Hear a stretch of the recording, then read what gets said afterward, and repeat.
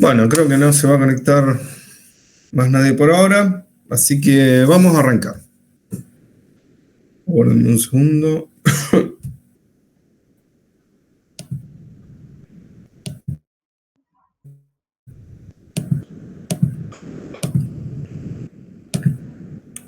Parece que sí.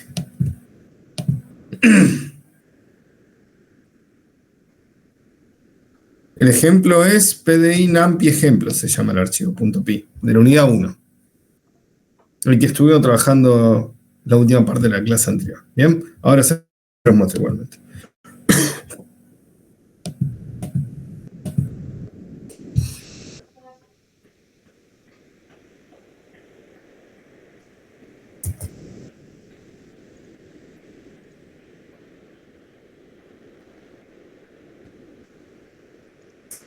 Bueno, buen día a los últimos que se conectaron. Vamos a arrancar. Bien, recuerden que un breve repaso lo que hicimos fue irnos a la página de la materia, al campus, unidad 1, y nos bajamos todo lo que está acá, excepto el cuestionario, obviamente, las carpetas de código, los PDF, y teníamos nuestra carpetita de procesamiento de imágenes, donde vamos a poner todo ordenado, bien, en base a las unidades, ¿no? Creamos una carpeta en entorno virtual, por fuera de las unidades, bien.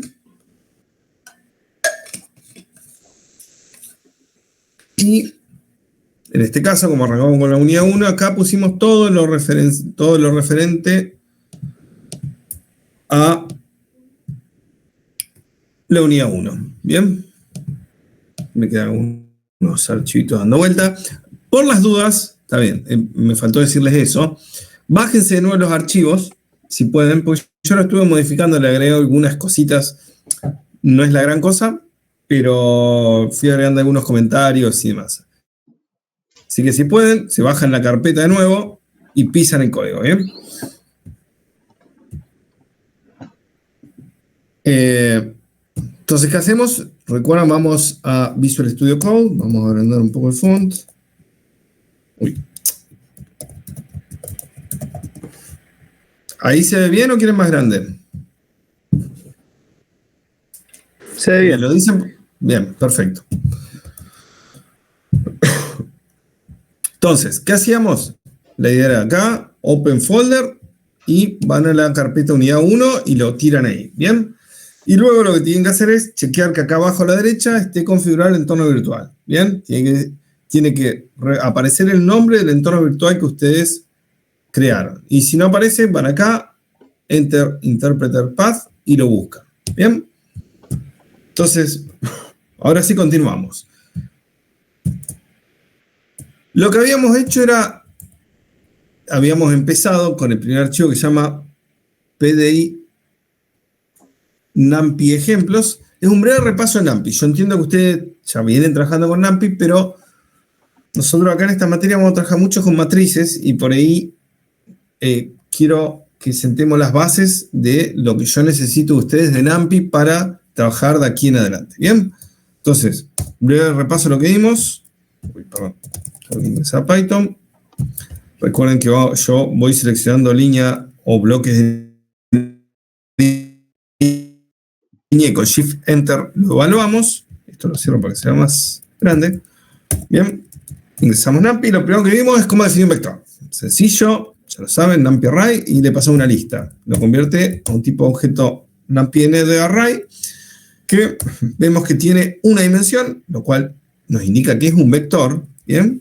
el tipo de dato era, bueno, en este caso int64, si no se le dice nada, si no se lo especifica acá con la variable dtype. Y luego vimos, bueno, la longitud, bien, 3 elementos, todo muy obvio. Y acá aparecía algo un poco contraintuitivo, cuando utilizamos el método shape, que nos daba una tupla con la longitud o el tamaño de las dimensiones, que nos daba 3, obviamente, porque dijimos que era un vector de 3 elementos, coma nada, bien, ojo con eso, shape siempre devuelve una tupla, por eso esto es una manera de subsanarlo, pero bueno, esto indica que es un vector y no una matriz, bien, un vector tiene una única dimensión, ¿no? Una matriz tiene más de una dimensión. Entonces, esto sería un ejemplo de algo muy parecido a lo anterior, pero sería una matriz, no un vector, ¿no? Son cuestiones teóricas, no son, no nos influyen en esta materia, pero bueno, lo dejo en claro aquí, ¿no? Fíjense, un ampere-array, también int64, y acá sí, fíjense el tamaño, 1,3, ¿bien? La diferencia con lo anterior es que hay doble corchete acá, o sea, una lista de lista, ¿no? Esto ya, si veo 2 corchetes acá, me indica que es una matriz, ¿bien? Y veíamos, esto se los puse a propósito, fíjense, que ojo la diferencia, ¿no? En este caso, vamos de nuevo, len me daba 3, ¿bien? Porque la longitud del vector es 3. Esto es una matriz, ¿no? De una fila y 3 columnas, ¿ven? Una fila y 3 columnas, y si yo hago len de una matriz, lo cual por ahí no tiene mucho sentido, o sea, ¿cómo define usted la longitud de una matriz? No está bien definido eso, no se dice así, se habla de las dimensiones y el tamaño de cada dimensión. Si hacen eso, lo que va a hacer Python es devolverle el tamaño de la primera dimensión del objeto que le están pasando. Por default, en Python, la primera dimensión son las filas. Bien, entonces, básicamente esto lo que me va a decir es cuántas filas tiene mi matriz. Que tiene una. Bien. Luego vimos cómo especificar el tipo de dato, Wint8, esto lo vamos a utilizar bastante, para crear, a veces vamos a crear una máscara vacía, por ejemplo, y queremos que el tipo de dato sea, no sé, float, bueno, ponemos float acá, si queremos que sea Wint8, ponemos Wint8, ¿bien? A diferencia de antes que vimos que era int64 por default, ¿bien? Luego vimos cómo definir una matriz, ya les mostré el ejemplo anterior, lista de lista, de type Wint8 le pusimos para que sea de tipo Wint8, ¿bien? Vemos que es un linear array, 2 dimensiones, obviamente tipo de dato Wint8, shape, en este caso son 4 filas y 3 columnas, bien, si quieren lo vemos, ¿ven?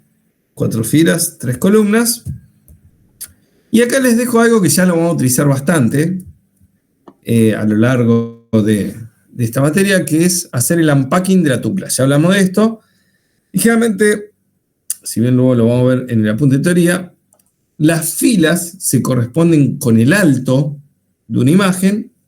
Vamos a ver que una imagen no es más que una matriz. Entonces la cantidad de filas va a ser el alto de nuestra imagen y la cantidad de columnas el ancho de la imagen, ¿no? Entonces por eso esto lo van a ver pila de veces para obtener el alto y el ancho de la imagen. ¿Bien? Y esto es lo que les decía, ¿no? Devuelve la longitud de la primera dimensión en este caso. ¿Y qué más podemos hacer? Bueno, por ejemplo, podemos hacer la traspuesta de una matriz, ¿bien? Con punto T, ¿bien? Las filas pasan a ser columnas y viceversa, ¿bien? Luego hablamos de indexado, que esto sí es importante, es muy importante que estén duchos en indexar de manera eficiente una matriz, porque vamos a trabajar un montón con esto, ¿bien? Entonces acá les muestro algún ejemplito para ver, para que todos manejemos la misma nomenclatura y las mismas bases. Si quiero indexar un elemento, bueno, asigno un índice para todas las dimensiones que tenga mi matriz. En este caso, elemento 0, 0 le llamamos. Bien. Fila 0, columna 0. En este caso es 1. Uy. Es este elemento. Podemos especificar rangos, ¿no? Como por ejemplo aquí. Esto es una submatriz para nosotros, ¿no? Si lo vemos del lado de álgebra, es una submatriz que estoy indexando las filas 0 y 1, porque esto es un rango que va de 0 al valor que indica acá menos 1. Eso, ojo con eso, que es algo muy de Python. Bien, 0, 2.2 quiere decir que va de 0 hasta 2 menos 1, es decir, de 0 a 1. Y esto es trivial, pero se lo puse a propósito, iría de 1 a 2 menos 1, que es 1. O sea, esto es idéntico a lo que está acá abajo. ¿Bien? Son cosas muy de Python estas. ¿Bien? Obviamente me devuelve las filas 0 y 1 y la columna 1. Entonces, me devuelve una submatriz 2, 5. Ojo con eso, lo hice también a propósito. Uno pensaría que esto, uno podría decir que es un vector. ¿Bien? No es un vector. En Python esto no devuelve un vector, sino que devuelve una matriz. Fíjense que acá hay 2 corchetes. ¿Bien? De hecho, si hacemos Enedim, bueno, no, perdón, no quise poner Enedim. Shape me devuelve 2 filas y una columna. ¿Bien? Me dirán, ¿por qué tanto hincapié en esto? Porque hay veces que hay funciones de OpenCV que requieren vectores y no matrices y viceversa. Entonces a veces hay un error y no saben de dónde viene y bueno, si saben bien esto de entrada pueden chequear esos errores. ¿Qué otra cosa rara tiene, o diferente por ahí otro lenguaje tiene Python respecto a indexados? Esto, por ejemplo. Esto en Python es legal. Estoy indexando la fila de 0 a 100, en realidad de 0 a 99, a una matriz que tiene 3 filas. ¿Bien?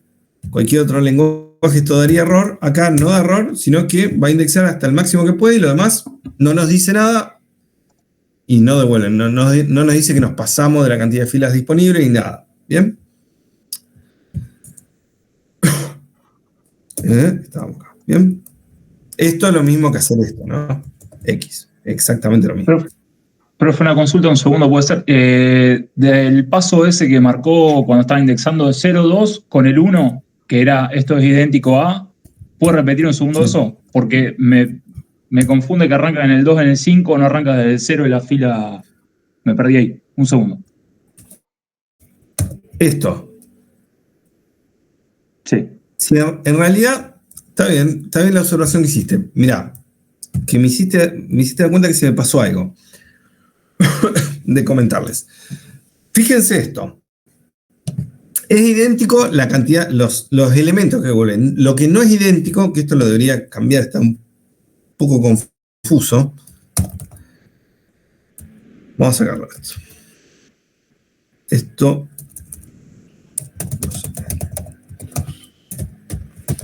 Vamos a hacer, son idénticos. Bien. Lo que estoy diciendo acá es que, fíjate, acá estoy indexando la matriz de las filas 0 y 1 y acá le puse un rango 1 a 2. ¿Esto en Python qué va a generar? O sea, básicamente va a ir de 1 a 1, ¿no? Porque va hasta el último elemento menos 1. Bien, vamos a ver lo que nos devuelve. Esto nos devuelve una matriz. Fíjense, ¿no? Doble corchete, una matriz que tiene 2 filas y una columna. Si yo hago shape, 2 filas y una columna, y si hago Enedim, me va a dar 2. Es una matriz. ¿Bien? Aunque yo acá esté indicando un solo valor, que sería 1, ¿no? Estoy indexando unitariamente las columnas. Si yo hago esto, que sería, uno pensaría que es exactamente lo mismo, fíjense que, o sea, los elementos son los mismos, pero la forma en que está dispuesto no es lo mismo. Esta forma me devuelve un vector. ¿Por qué? Porque acá yo puse un escalar, no un rango. Por más que rango sea un solo elemento, esto es re confuso de Python. Pero bueno, es re confuso si vamos a la teoría, ¿no? Por ahí muchas veces esto nos da lo mismo, pero fíjense que si yo hago punto Enedim, en este caso, es una sola dimensión. Si hago shape, me devuelve un vector. Esto ya lo vimos antes. Coma nada quiere decir que es un vector. Si nuestra función nos pide como una variable entrada, por ejemplo, una función de OpenCV que vamos a ver luego, nos pide que la entrada sea un vector. Bueno, yo tengo que ingresar algo como esto. No puedo ingresar algo como esto porque me va a generar error, porque es una matriz. ¿Bien? Entonces, son detalles a tener en cuenta. ¿Se entendió? ¿O aclaro algo más? Sí, sí. Bien. Se entendió, se entendió. Y luego lo último es que... Lo último, profe. Arranca, sí. el rango sería desde 0, pero te muestra columna 1 sería, por el Columna salto 1. que da ahí. Bien, Va de perfecto, 1 listo. hasta 2 menos 1, claro. Listo. Bien. Y por último, una matriz la podemos indexar linealmente. X de 1 es como si fuera un vector, ¿no? X de 1 que me devuelve. Ojo con eso. No nos devuelve lo que esperaríamos. Uno pensaría que me devuelve el elemento 1. No. En Python, con NumPy, si hacemos esto, lo que me va a devolver es el primer elemento de la primera dimensión. La primera dimensión que tenemos, como ya dijimos, en NumPy son las filas. O sea que esto me va a devolver la primera fila. La primera no, perdón, el índice 1, que es la segunda. Claro, fila 1, esta. ¿Bien? Esto es lo mismo que esto, y es lo mismo que esto. Son todas la misma manera de hacer lo mismo.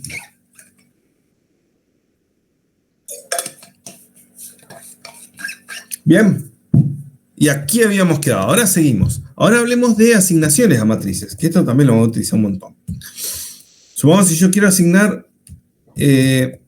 a la fila 1, la quiero reemplazar por otra fila. Bueno, podemos hacer esto. Indico lo que quiero modificar, la fila 1 y todas sus columnas, y le asigno un NumPy array, del mismo tamaño, obviamente, ¿no? Perfecto. Cambiamos esta fila. No importa. Ahora vamos a ver. Fíjense, acá asigno la primera columna, la columna con índice 1. Esta. La vamos a modificar con estos valores. Se logró, ¿no?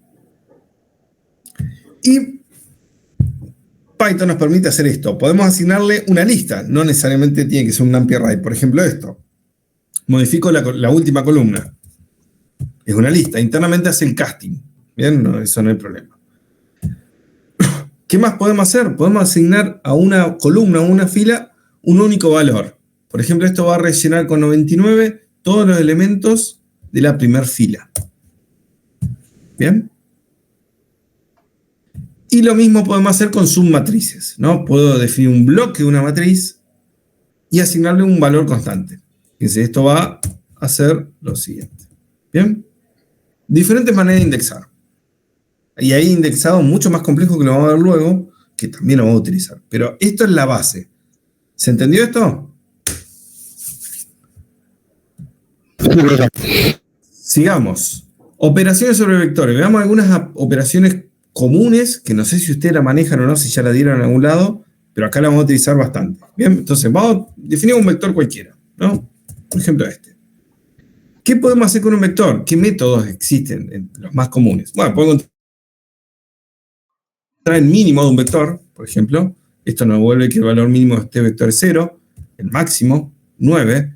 Y luego podemos utilizar argmin y argmax. ¿Vieron estas funciones? ¿Conocen lo que es? No. Bien. No establece el mínimo y el máximo de los... Que si tenés un vector te va a dar el valor mínimo si tenés y el máximo. Exactamente. Es lo que dice acá en el comentario. Devuelve el índice o índices, en realidad, del valor mínimo o máximo del vector. Es decir, esto me devuelve el índice a donde se da el mínimo valor de ese vector. Acá en este caso, ¿cuál sería? El 0 es el mínimo, el índice es 0, 1, 2, 3. ¿Bien? ¿Qué me devuelve? 3. ¿El máximo dónde está? Acá, 5. ¿Qué me devuelve argmax? 5. ¿Bien? ¿Qué más tenemos? Unique. Unique es una función que me devuelve los elementos únicos de un vector. Es decir, los elementos sin repetición, los valores sin repetición de un vector. Y esto es súper útil en imágenes, lo vamos a utilizar un montón, ¿bien? Necesito que estén duchos con estas funciones. Si yo hago NumPy Unique de esto, ¿qué me va a devolver? Un vector donde se le van a quitar toda la repetición de los elementos. Por ejemplo, acá en este vector, ¿qué valores están repetidos? El 2. Entonces, lo va a eliminar. Va a haber un solo 2. Fíjense. 0, 1, 2, 3, 6, 7, 9. Y no solo eso, sino que, o sea, me devolvió los elementos únicos, sino que también lo ordenó. Fíjense, está de menor a mayor. Ahí no estaba ordenado así. ¿Bien? ¿Qué más podemos hacer? La longitud del unique. Eso nos da los elementos únicos de un vector. También súper útil en imágenes. ¿Bien? Entonces, con esto podemos decir que en este vector hay 7 valores distintos. ¿Bien? ¿Y qué podemos hacer? Bueno, también podemos hacer la suma de un vector, ¿no? Si hacemos x.sum, me devuelve la suma de todos sus elementos. ¿Qué más vamos a utilizar? El método sort, ordenamiento. ¿Dieron método de ordenación con NumPy? ¿O en teoría? O sea, teóricamente sí, pero con NumPy me parece que no, sí. Método de la burbuja, esas cosas vieron.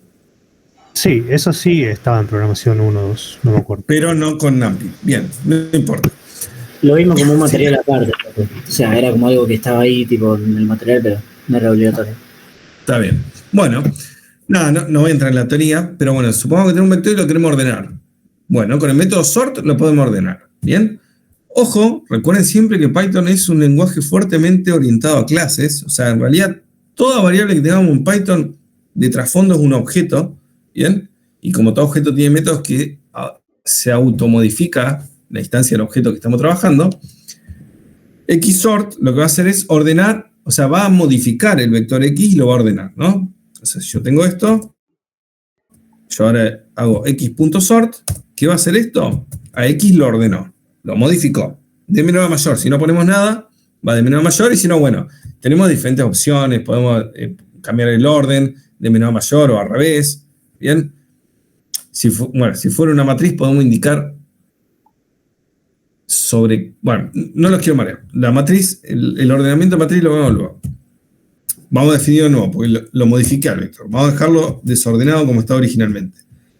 Si uno quisiera tener una copia ordenada, lo que hay que hacer es una copia del vector con el método copy y luego ordenar esa nueva variable, ¿no? Parece trivial, pero lo pongo porque generalmente esto trae muchísimos problemas generalmente cuando empiezan a programar en imágenes, porque quizás ustedes querían crear una imagen, una copia de la imagen ordenada por algún motivo, y hacen esto, y modifican la imagen original, y eso acarrea diferentes errores, ¿no? Recuerden siempre, si no quieren modificar la imagen original, hagan copias, ¿bien? Y como estaba el argmin y argmax, tenemos el argsort, que también es súper útil, que son los índices que ordenan al vector. ¿Bien? Si tenemos este vector, fíjense, voy a hacer el argsort. Y vamos a observar lo que me devuelve. Y x, me devuelve este vector. Entonces, ¿qué quiere decir que ordena el vector? Esto, que si yo a x lo indexo con este otro vector, obtengo el vector ordenado. Lo mismo que obtuve acá arriba. ¿Bien? Y esta es otra manera de indexar que no lo veo acá arriba, que es indexar un NumPy array con otro NumPy array. ¿Bien? ¿Esto qué va a hacer? Esta sentencia va a poner primero el elemento 3 del vector x, luego el 0, luego el 1, luego el 7 y así sucesivamente. ¿Y qué va a hacer esto? El elemento 3, que en realidad índice 3, que es el elemento 4, porque arranca de 0, es el 0. Tiene sentido, ¿no? Estamos ordenando de menor a mayor. El 0, después el elemento 0, que es el valor 1, que es el que le sigue, luego el elemento con índice 1, que es el valor 2, luego así sucesivamente, y van a ver que se obtiene el vector ordenado. Vamos a verlo. X3, tenemos nuestro vector ordenado. ¿Bien? Y luego también tenemos la función where. La función where no es más que una función que se aplica. Primero les muestro esto. Si tenemos un vector y hacemos esta condición lógica, ¿qué me va a devolver? Me va a devolver un vector booleano que va a tener true, donde se da la condición lógica, que en este caso es que el elemento valga 2, y false donde no. Entonces, si tenemos esto, x igual 2, tenemos esto, ¿no? Me dice que es, el primer elemento no es 2, el segundo sí, no, y el último es 2. ¿Bien? Hasta ahí, nada del otro mundo. Y ahora, ¿qué pasa si yo quisiera saber? O sea, supongamos que la pregunta es la siguiente: de este vector, díganme los índices donde se da el valor 2. ¿Cómo lo hacemos? De esta manera. NumPy where, y le pasamos el vector booleano que obtuvimos antes. Esto que me va a dar, fíjense, me da algo medio raro, que ahora vamos a hablar de eso, pero fíjense acá los valores 1 y 7. Son los índices donde se encuentra el valor 2 en ese vector. Lo raro es que where nos devuelve el NumPy array con los índices, pero dentro de una tupla. ¿Bien? Entonces, nada, no vamos a entrar en detalle por qué pasa eso. Simplemente ténganlo en cuenta y cuando lo utilicen, hagan el unpacking de esta tupla. ¿Bien? Sáquenlo. ¿Bien? Para poder utilizarlo. Si supongo que tienen que hacer un for sobre este NumPy array, bueno, tienen que hacer el unpacking. ¿Bien? ¿Qué más podemos hacer? Bueno, vamos a ver todo lo que vimos antes, pero ahora sobre matrices. Vamos a definir una matriz. Acá la tenemos, 4 filas y 3 columnas. Y fíjense, yo puedo hacer el mínimo de una matriz. Eso me devuelve el mínimo valor de toda la matriz. ¿Bien? Lo mismo con el máximo. Y fíjense, argmin. ¿Qué me devuelve argmin? ¿Y qué me devuelve argmax? A ver si lo analizamos. Que esto se vuelve un poco confuso. La indexación. El índice. ¿Pero de qué manera? Porque es una matriz. O sea, tenemos filas y columnas. ¿Qué sería un índice lineal para una matriz? ¿Bien? Una matriz, yo te digo, en una matriz bidimensional tenés 2 índices si querés verlo. Y R y C. De fila y columna. Matemáticamente no existe esto de una matriz, ¿no? Bueno, obviamente en Python sí, y en la mayoría de los lenguajes de programación que tratan con matrices permiten un tipo de indexado lineal de matrices, pero bueno, acá en Python es un poco confuso. ¿Por qué? Bueno, ahora vamos a verlo. Esto, si hacen argmin, como vimos antes, me devuelve 1. ¿Qué quiere decir? Fíjense, recorre la matriz por fila, es decir, el índice, yo le voy a decir los índices lineales para esta matriz. Sería 0, 1, 2, 3, cambio de fila, 4, 5, 6, cambio de fila, 7, 8, 9, 10, 11, bueno, me salté 1 porque son 2, obviamente. 0, 1, 2, 11 porque empecé con 0, está bien. ¿Se entiende? La recorre por filas. Entonces, ¿qué quiere decir? Fíjense, argmin 1. El elemento 1 lineal es el menor valor, obviamente. Y el máximo me dice 9. Bueno, veamos. 0, 1, 2, 3, 4, 5, 6, 7, 8, 9. Bien, tiene sentido. Y ojo con eso, porque en Python la recorre linealmente por filas, pero hay otro lenguaje que generalmente es por columna. Entonces, si cambian de lenguaje, esto puede traer confusión. Bien, acá igualmente vamos a trabajar siempre en Python. Entonces, uno diría, listo, tengo el índice lineal, vamos a indexarla de esta manera. Supongamos que yo quiero obtener el valor, ¿no? Con el argmax, quiero indexar la matriz y obtener el valor máximo. Hago esto, pumba, error. ¿Por qué error? No existe el índice. Claro, dentro de la matriz. Ya hablamos, antes cuando le mostré matrices, este tipo de indexado de matrices, lo que va a hacer es indexar las filas, ¿no? Esto es un escalar. Si yo tengo una matriz bidimensional y la indexo con un escalar, va a indexar las filas, o sea, la primera dimensión. Y yo tengo 4 filas. No va a ser ese indexado lineal que les dije. Entonces, por eso medio por ahí enreversado Python en esto, ¿bien? Pero bueno, yo acá les muestro cómo se haría. Si queremos indexar la matriz con ese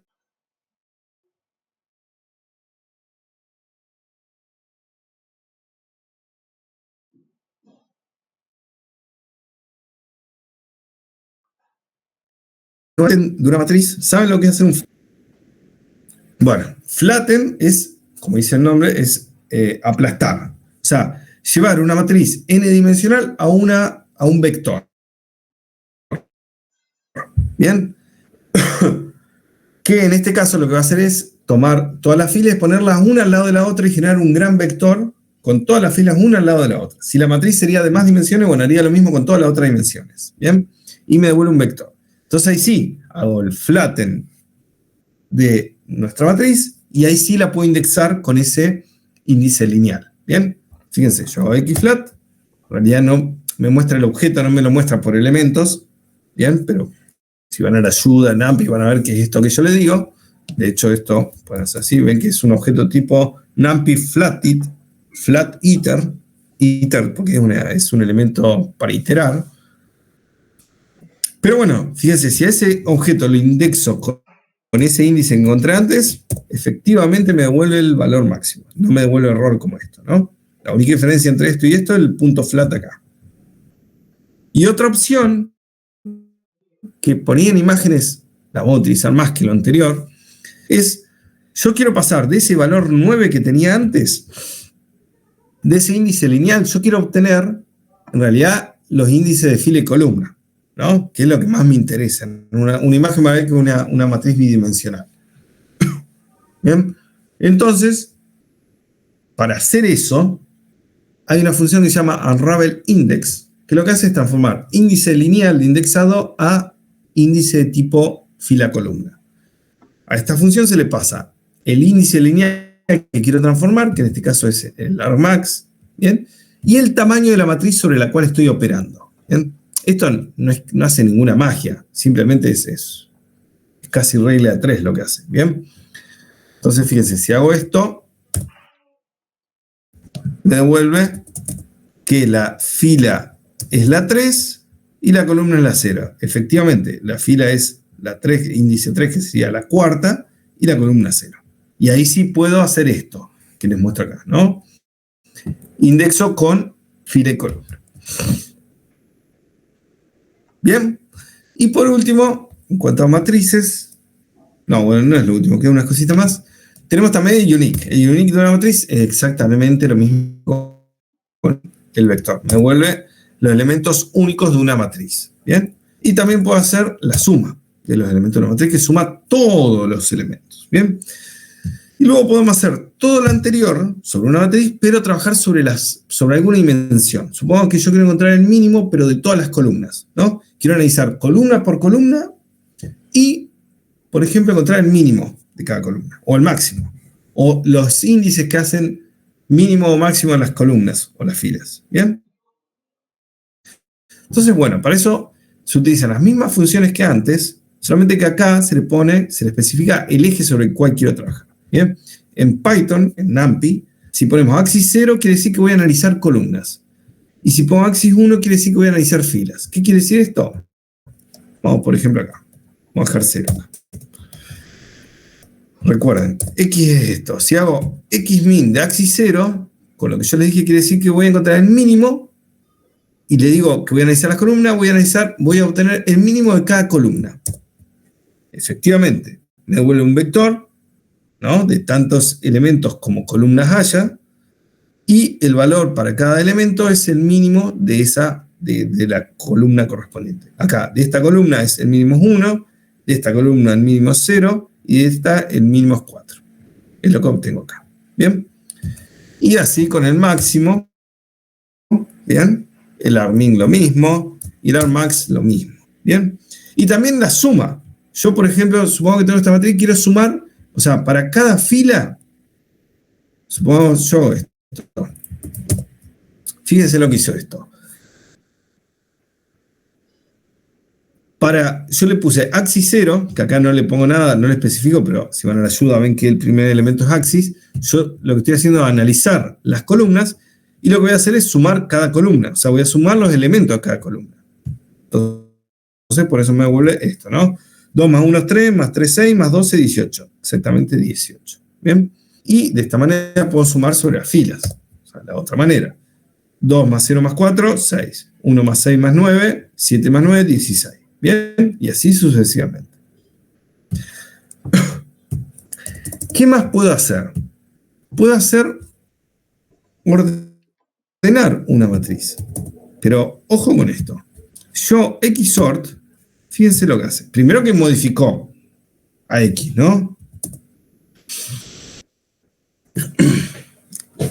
¿Qué hizo? A ver.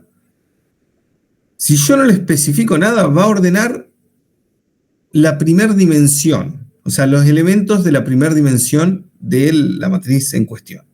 La primera dimensión, como yo le dije, son las filas. O sea, lo que hizo es tomó cada una de las filas de la matriz y las ordenó. Acá ordenó esta fila, 0, 2, 4. Esta fila ya está ordenada. Y esta fila la ordenó, el 5 pasa acá. Y la última, pasa acá, 7, 11, 12. ¿Bien? Eso que le puse ahí, podemos hacer esta otra opción. Vamos a definir aquí de nuevo porque lo modifiqué. ¿Dónde está X? Vamos de nuevo con la matriz desordenada, ¿no? Esta. Si yo hago X XOR de 0,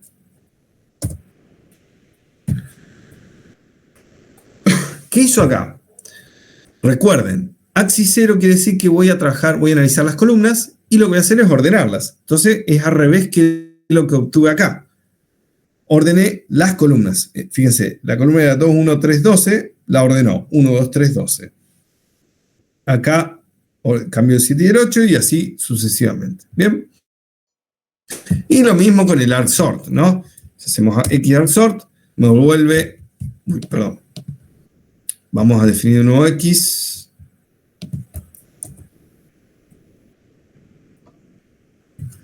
X argsort, fíjense, me devuelve, que acá es donde se empieza a poner confuso, pero bueno, quiero que se mantenga enfocado, por lo menos en la idea. Luego lo repasan y van a ver que los números cumplen lo que yo les digo, ¿no? Pero fíjense, X argsort me devuelve una matriz del mismo tamaño que la matriz original. Y lo que hace es ordenar cada fila. Fíjense, esta fila había que ordenarla, ¿no? Yo a argsort no le pasa nada, entonces lo que voy a hacer es trabajar con las filas. Para ordenar esta fila, ¿qué índice debería usar? Este elemento debería acá, este acá, y el último queda donde está. Entonces, los índices que ordenan esta fila serían 1, 0, 2. Exactamente lo que tuve, 1, 0, 2. ¿Bien?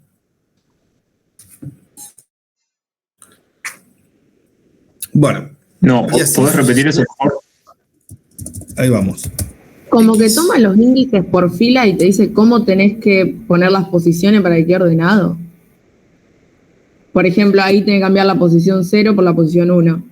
Y la posición 1 va al principio. Con él. A ver, te lo paso en limpio.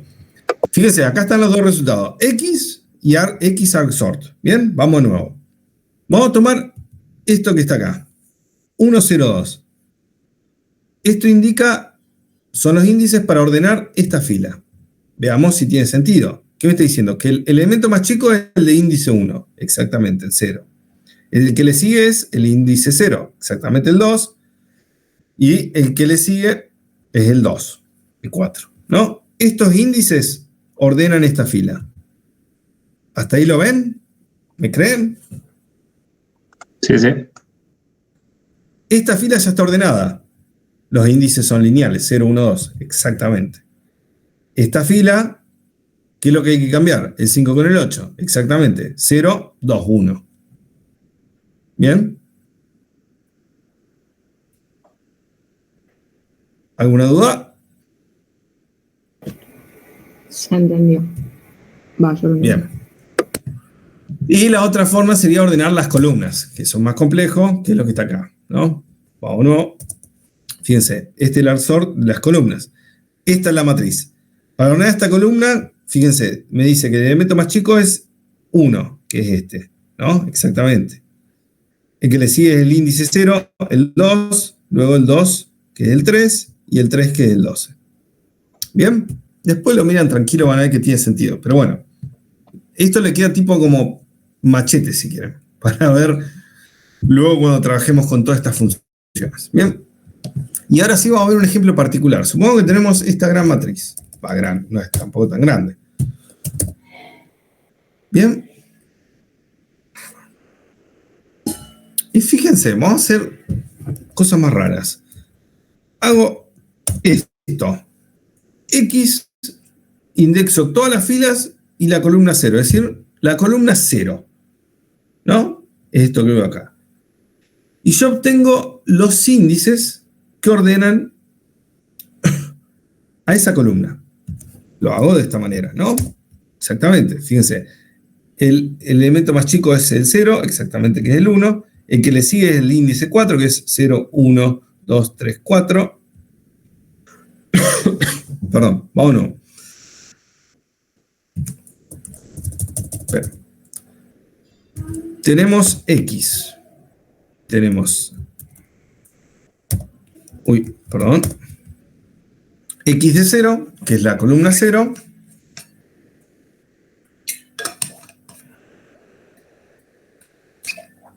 Y tenemos el argsort, o sea, los índices que ordenan a este vector, a esta columna en realidad, ¿no? Entonces, el elemento más chico de esta columna, ¿cuál es? El 0, que es índice 4.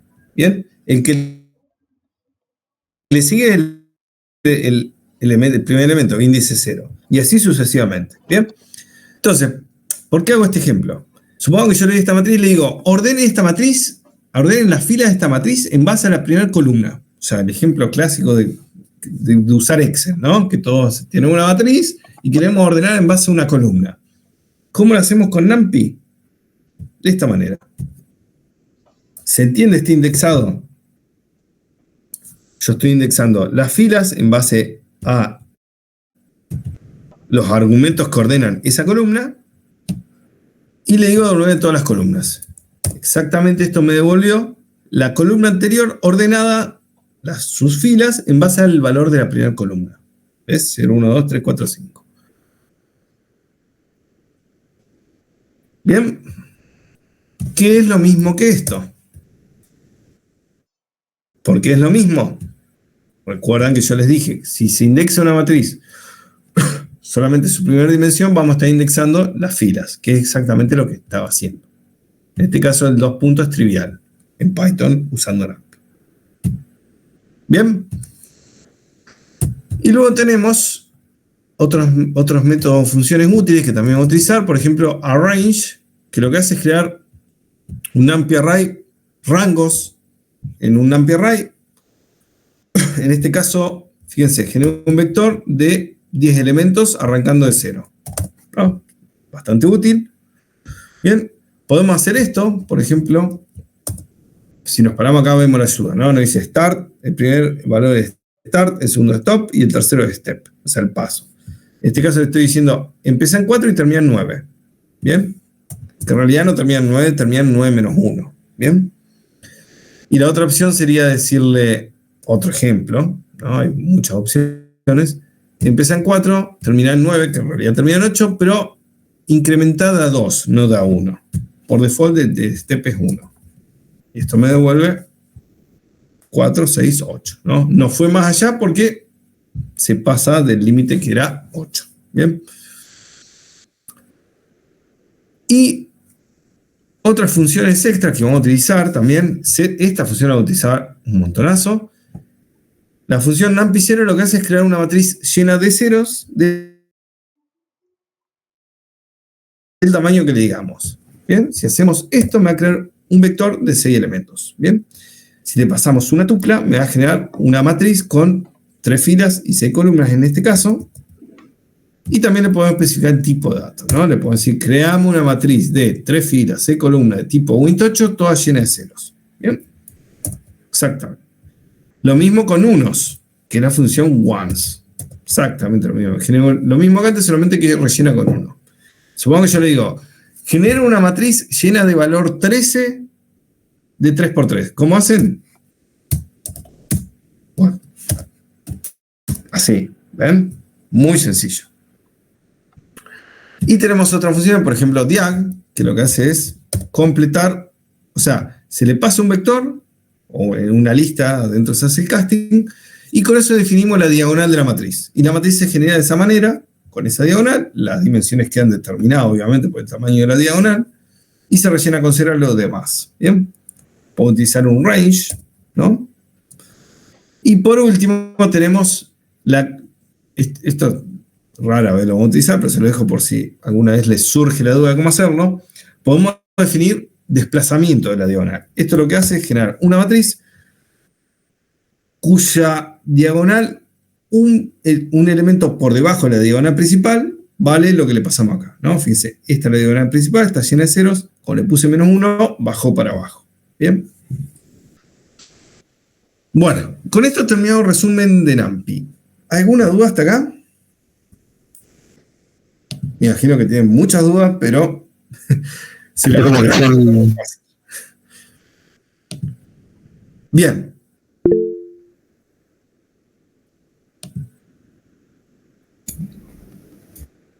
Bien, vamos a verlo con +1. Se va para arriba. ¿Bien?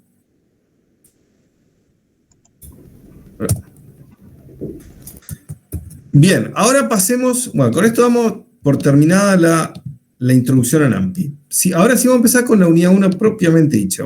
Vamos al PDF, que se llama Fundamentos, donde vamos a empezar con la teoría de la materia. ¿Bien?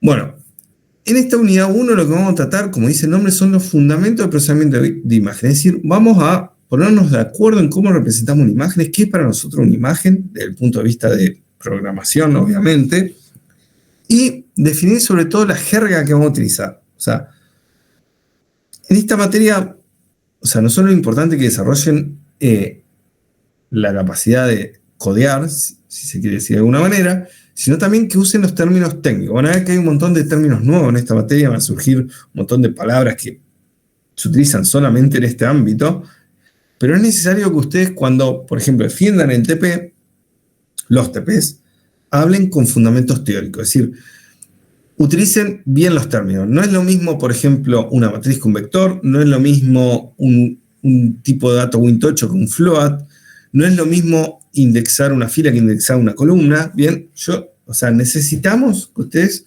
utilicen los términos técnicos que le damos, ¿no? Y bueno, a eso viene un poquitito esta unidad, a sentar las bases de los fundamentos del procesamiento de imagen. Bien, empecemos. Para nosotros, en esta materia, una imagen digital, que va a ser como esta, por ejemplo, este es nuestro caballito de batalla que se llama el cameraman, que es una imagen de escala grises. Van a ver que de acá hasta terminar la unidad 3 vamos a trabajar casi siempre con imágenes en escala de grises, niveles de grises. Bien. Para nosotros una imagen digital no va a ser más que una matriz de datos. Bien, una matriz bidimensional que va a tener tantas filas como alto tenga la imagen y tantas columnas como ancho tenga la imagen. Bien. Y la imagen digital, esa matriz va a estar compuesta por elementos que van a ser los píxeles. Nosotros lo vamos a llamar píxeles. O sea, cada elemento constitutivo de nuestra imagen es un píxel. ¿Bien?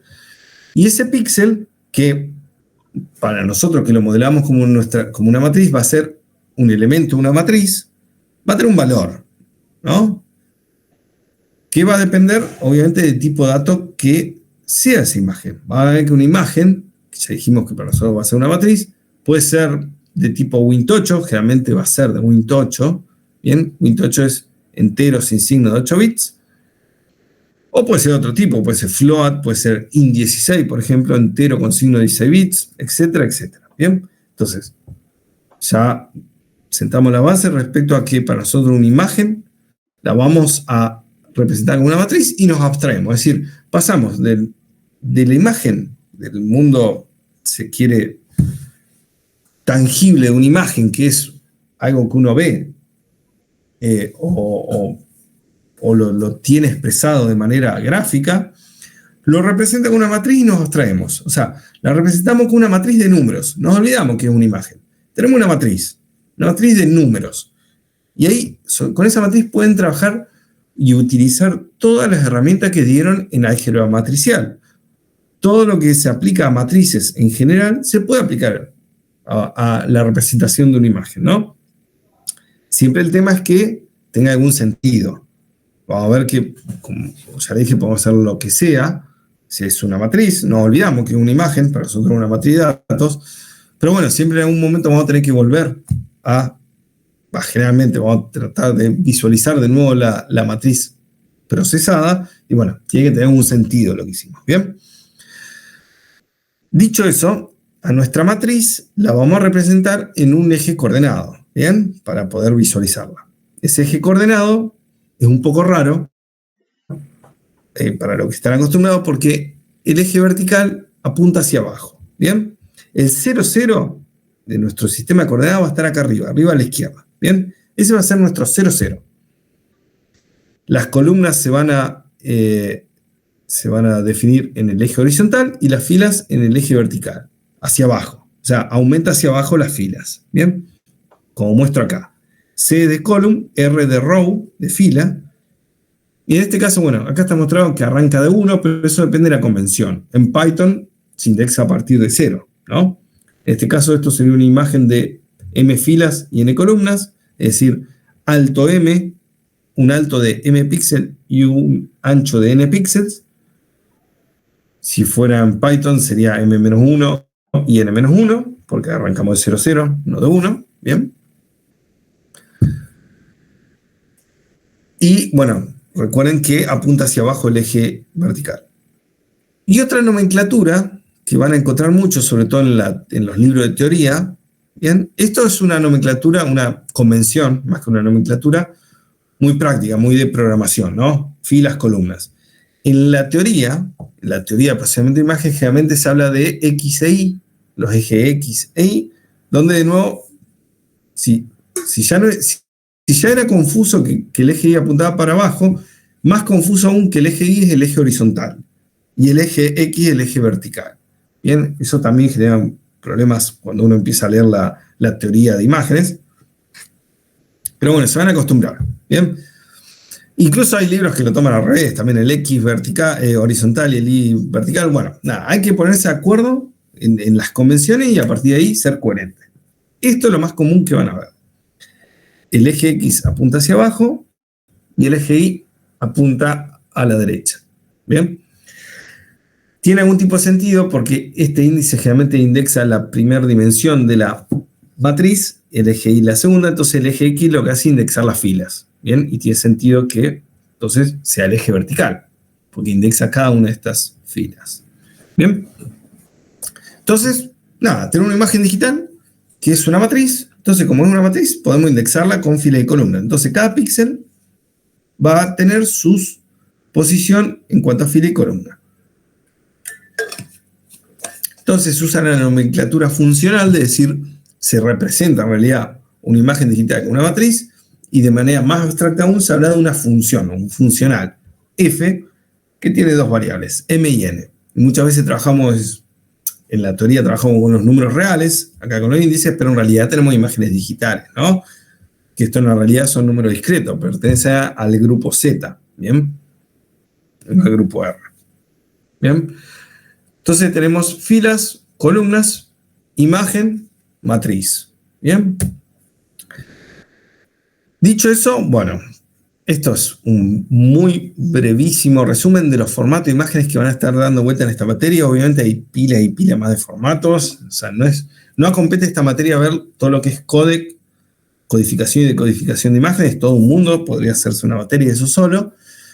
Yo acá les presento los más conocidos de lo que vamos a trabajar acá, ¿no? Hablamos de imágenes TIFF, que es un formato bastante antiguo, muy utilizado, pues bastante simple y compacto, ¿bien?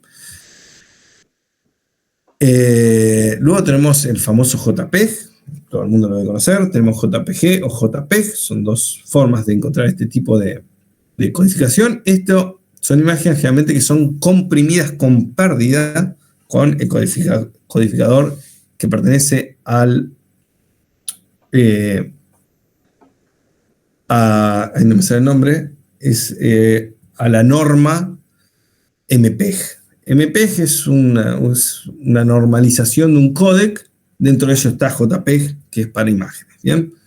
Nada, es un tipo de compresión de imágenes para lograr que una imagen sea más chiquita, en base a perder cierta información que no sea tan importante para la vista humana, ¿bien? Vamos a ver un ejemplo de compresión con pérdida más adelante en esta unidad. Luego tenemos formato GIF. Lo deben conocer porque son tipos de imágenes que pueden ser animadas, ¿bien? Luego el famoso BMP, un formato propietario de Windows. Luego también muy difundido PNG. Y bueno, este es medio bastante más raro que XW, pero por ahí se encuentra, sobre todo en lo que es teoría de imágenes, ¿bien? Ahora sí, empecemos con hacer algo de código en Python en imágenes, ¿bien? En casi todos los scripts que yo voy a utilizar en esta materia, van a encontrar en el 99 de los casos estos 3 import arriba. Rara vez vamos a utilizar otra cosa. En toda esta materia, como ya le dije, esos 3 paquetes son nuestras cajas de herramientas para procesar imágenes, ¿bien?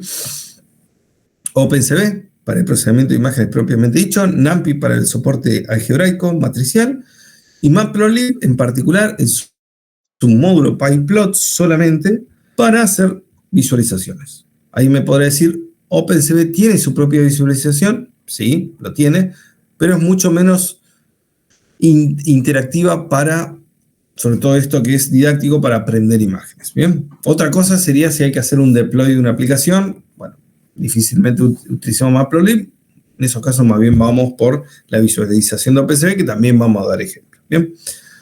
Entonces, ¿cómo se hace para lo básico que es leer una imagen y mostrarla? Bueno, acá está los comandos que se utilizan, OpenCV, ¿no? Recuerden que bueno, esto es trivial, pero si hacen así, lo que hacen es definir el namespace de OpenCV como CV2 y a partir de ahí todos los métodos o funciones de OpenCV lo tienen que llamar utilizando ese namespace, ¿no? Que es CV2. Bien, si hacen esto, lo que hacen es cambiarle el nombre al namespace, por ejemplo en NumPy, a ANP. Acá le pueden poner montoto si quieren y después ponen montoto punto y el método de NumPy que usen y va a funcionar. Bien. OpenCV tiene un método que se llama inRead, al cual se le pasa entre comillas, o sea, un string con el path hacia la imagen. Se les puede especificar o no el tipo de imagen que uno quiere leer. En este caso, le estoy diciendo con una imagen de escala de grises, con un flag que viene, que está dentro de OpenCV. Que esto, ya que empezamos con toda la nomenclatura, fíjense que esto está todo en mayúscula. Eso es generalmente en programación, en los paquetes, cuando uno trabaja con módulos y paquetes, las constantes, esto es un flag en realidad de OpenCV, y la que es constante, no sé, es inmutable, debería ser inmutable, se definen con letra mayúscula, ¿bien? Entonces, y generalmente OpenCV es un paquete muy ordenado, está muy bien estructurado. Esto me está diciendo que es una constante que pertenece al método inRead, ¿bien? Y dentro de eso, la opción grayscale. Esto en realidad, si lo ejecutan en la consola, van a ver que es un número. Esto le da 9, por ejemplo. ¿Bien? Generalmente un número binario, o, bueno, sí, se lo va a mostrar en decimal. ¿Bien? Pero se utiliza tipo flag binario para hacer algún tipo de operación lógica. ¿Bien? Entonces, con esto cargamos el objeto y luego con Matplotlib, que esto creo que ya lo conocen. Ustedes no trabajaron con imágenes con Matplotlib, pero bueno, trabajaron para visualizar señales. Nosotros acá vamos a utilizar el método imshow, que se utiliza para mostrar imágenes. Y es muy sencillo, le pasamos la matriz y luego hay que especificarle el mapa de colores que va a utilizar. ¿Bien? Con esto créanme que lo que voy a hacer es mostrar la imagen de escala de grises como se ve acá. Y luego ahora vamos a ir al código y vamos a hablar un poquitito de eso. Esto lo que hace, esta sentencia lo que hace es crear un objeto de Matplotlib que es como si fuera un canvas, o sea, un objeto que está por ahí dando vueltas, una GUI si se quiere, que a ese objeto le vamos a ir agregando cositas, ¿no? Por ejemplo, acá simplemente creé la imagen, o sea, lo que hice con esto es crear el axis, el canvas sobre el cual dibujé la imagen, pero luego le podemos agregar un título, le podemos agregar, qué sé yo, el nombre a los ejes, etcétera, etcétera, etcétera. Y la imagen no se va a mostrar hasta que yo ponga el comando show. ¿Bien? Entonces, van a ver que en esta materia vamos a dar parte de teoría y vamos a ir al código. Bien, entonces acá vamos a cortar.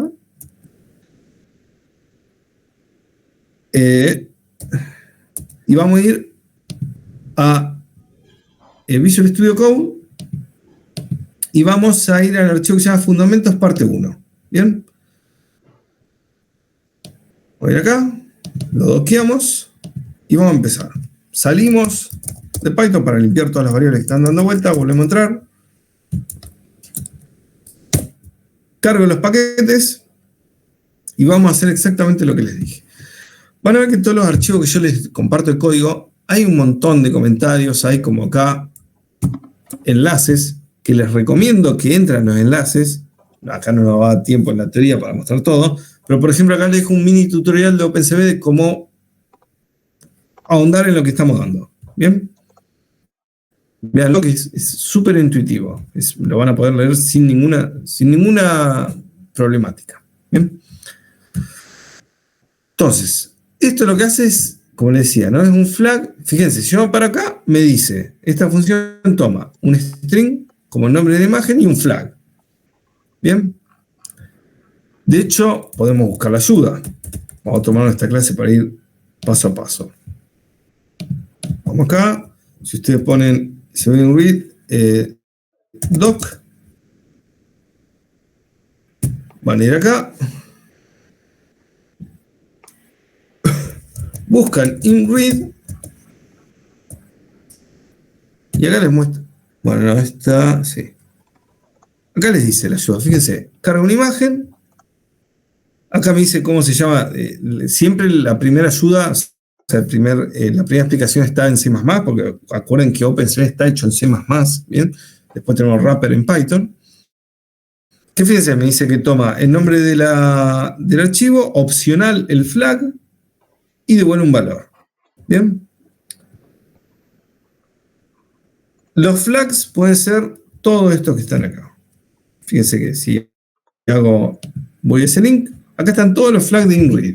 Grayscale, color, hay pila y pila de formas de cargar una imagen. O podemos no poner nada. Si no ponemos nada, por default asume que se está leyendo. Fíjense, una imagen a color, que lo vamos a dar luego en formato, en el espacio color BGR. Eso lo vamos a dar luego cuando veamos imágenes, ¿no? Pero acá ya el nombre es intuitivo, me dice que la imagen es a color.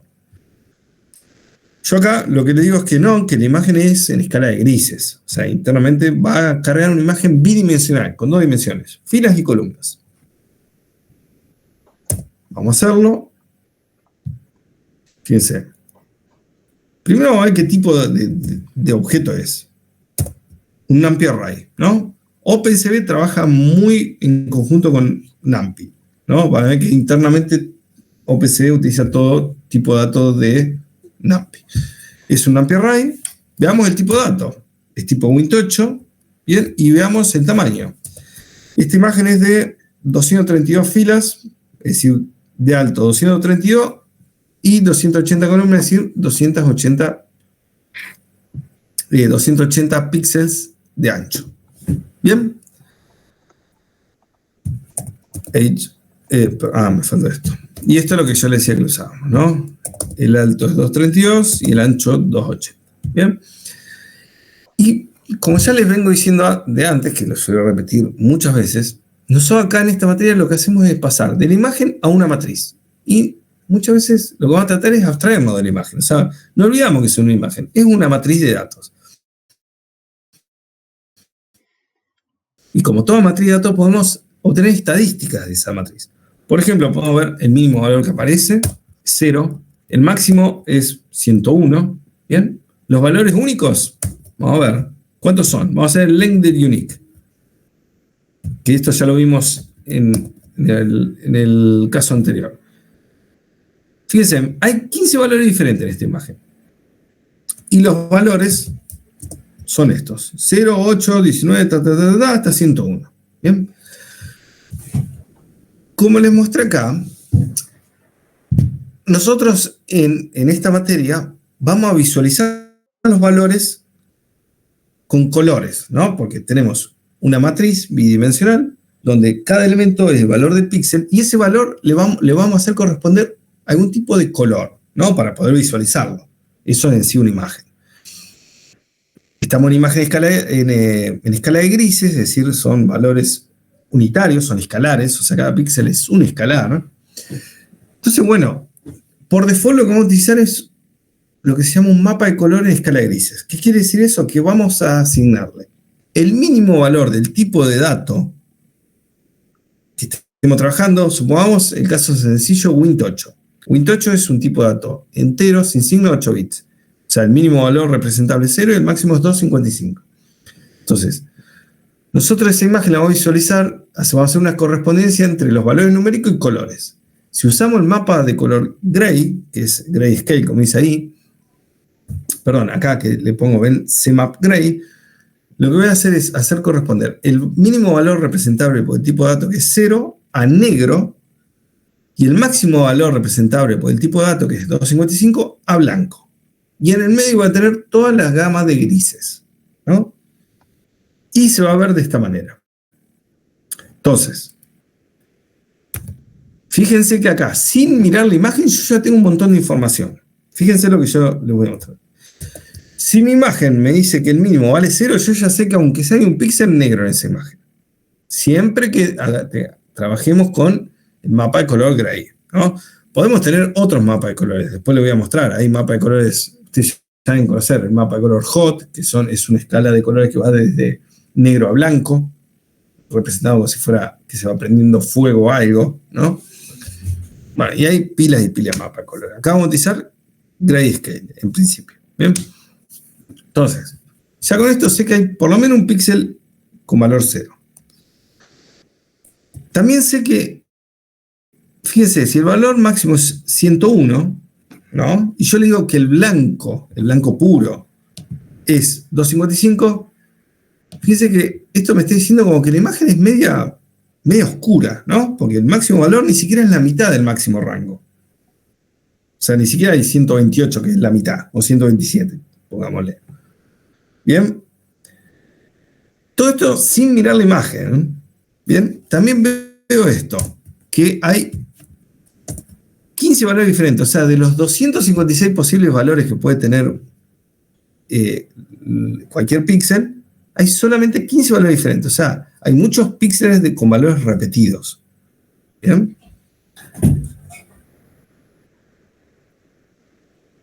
Y lo que tenemos, vamos a mostrar la imagen. Esto es una réplica de lo que les mostré en la transparencia. Esta es la imagen. ¿Bien? Entonces, fíjense que tiene algo de sentido de lo que les dije. Y ahora les voy a decir por qué dije algo y no todo. No es que es exactamente lo que les dije. Pero bueno. Porque esto es algo muy de Matplotlib, no es propio de OpenCV. Bueno, como les dije, con PLT Figure, creo que la transparencia no estaba. No, la transparencia no estaba. Porque no es necesario. Si no ponemos el figure, lo que va a hacer es dibujar esta imagen en la última figura que se creó. ¿Bien? Si no hay una imagen creada, la va a crear. ¿Bien? Yo acá la creo por las dudas. ¿Bien? Y, bueno, la muestro, ¿no? Este show, fíjense que si yo no le paso nada acá adentro, bloquea la consola. ¿Ven acá? No puedo hacer más nada. Aprieto Enter, nada. ¿Bien? A veces es útil y a veces no. Luego vamos a ver otra forma de utilizarlo. Por ejemplo, para que no bloquee. ¿Bien? Esto es útil cuando uno ejecuta, si uno el script lo ejecuta por consola o acá con el Play, por ahí es útil que bloquee para ir viendo paso a paso. Entonces yo hasta que no cierre esta imagen, no continúa la ejecución del código. ¿Bien? Como les dije, acá les dejo ayudas de Matplotlib, del show, bueno, hay un montón de cosas. ¿Bien? Y fíjense, ¿qué pasa acá? Yo les dije que el blanco era 255 y el negro es 0. Pero como les muestro acá en la transparencia, la función de mi show tiene dos parámetros más entre un montón de otros, ¿no? Bmin y Bmax. A ver, si uno no especifica esos valores, lo que va a hacer es lo siguiente. Hagamos al revés. Bmin y Bmax lo que hace es definir la correspondencia entre negro y blanco con los valores de la matriz. Es decir, si yo acá le paso un valor en Bmin, lo que estoy diciéndole es que el negro se va a corresponder con el valor que yo pongo acá. Bien, por ejemplo, supongo que pongo Bmin igual 50. Entonces, el color negro se va a corresponder con los píxeles igual a 50. Y cualquier valor menor a 50 se va a saturar en negro. Es decir, si hay un píxel que vale 10, se va a ver negro. Si hay un píxel que vale 49, se va a ver negro. Si hay un píxel que vale 50, se va a ver negro. ¿Bien? Y si, por ejemplo, a Bmax le pongo 100, quiere decir que el blanco se corresponde con 100. Cualquier valor mayor a 100 se va a saturar en blanco. Y todo el rango de grises disponible se va a dividir en el rango que queda entre 50 y 100. ¿Bien? Eso es si yo lo especifico manualmente, ¿no? Como les dije. Si yo no pongo nada y llamo la función de esta manera, ¿qué hace? Asigna. A Bmin le asigna el mínimo valor de la matriz de entrada y a Bmax le asigna el máximo valor de la matriz de entrada. Es decir, lo que está haciendo es mejorar el rango dinámico. ¿Por qué? Porque, digamos, la imagen se va a ocupar todo el rango del mapa de colores, negro y blanco, independientemente si tiene dos valores diferentes solamente, no importa, porque lo va a ajustar de esta manera, y va a mejorar el rango dinámico. Es decir, yo voy a ver la imagen, la matriz, la voy a ver con mayor contraste, si quiero. O sea, voy a utilizar todo el mapa de color. Pero ojo, es simplemente visualización. La matriz tiene los valores que tenía de entrada. O sea, la matriz no se modifica.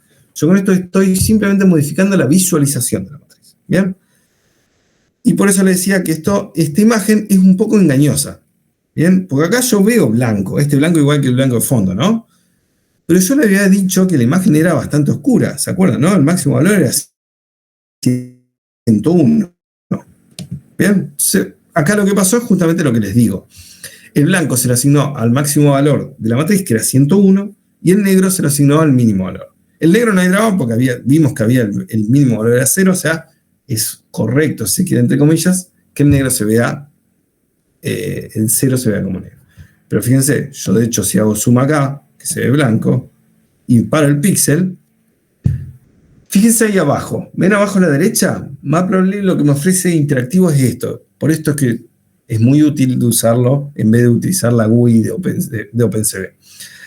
Me da la posición del cursor, es decir, lo que está arriba es la coordenada X e Y del píxel que estoy observando con el cursor, salvando el problemita de que me lo muestra con coma. No hay píxel con coma, estamos con, recuerden, ¿no?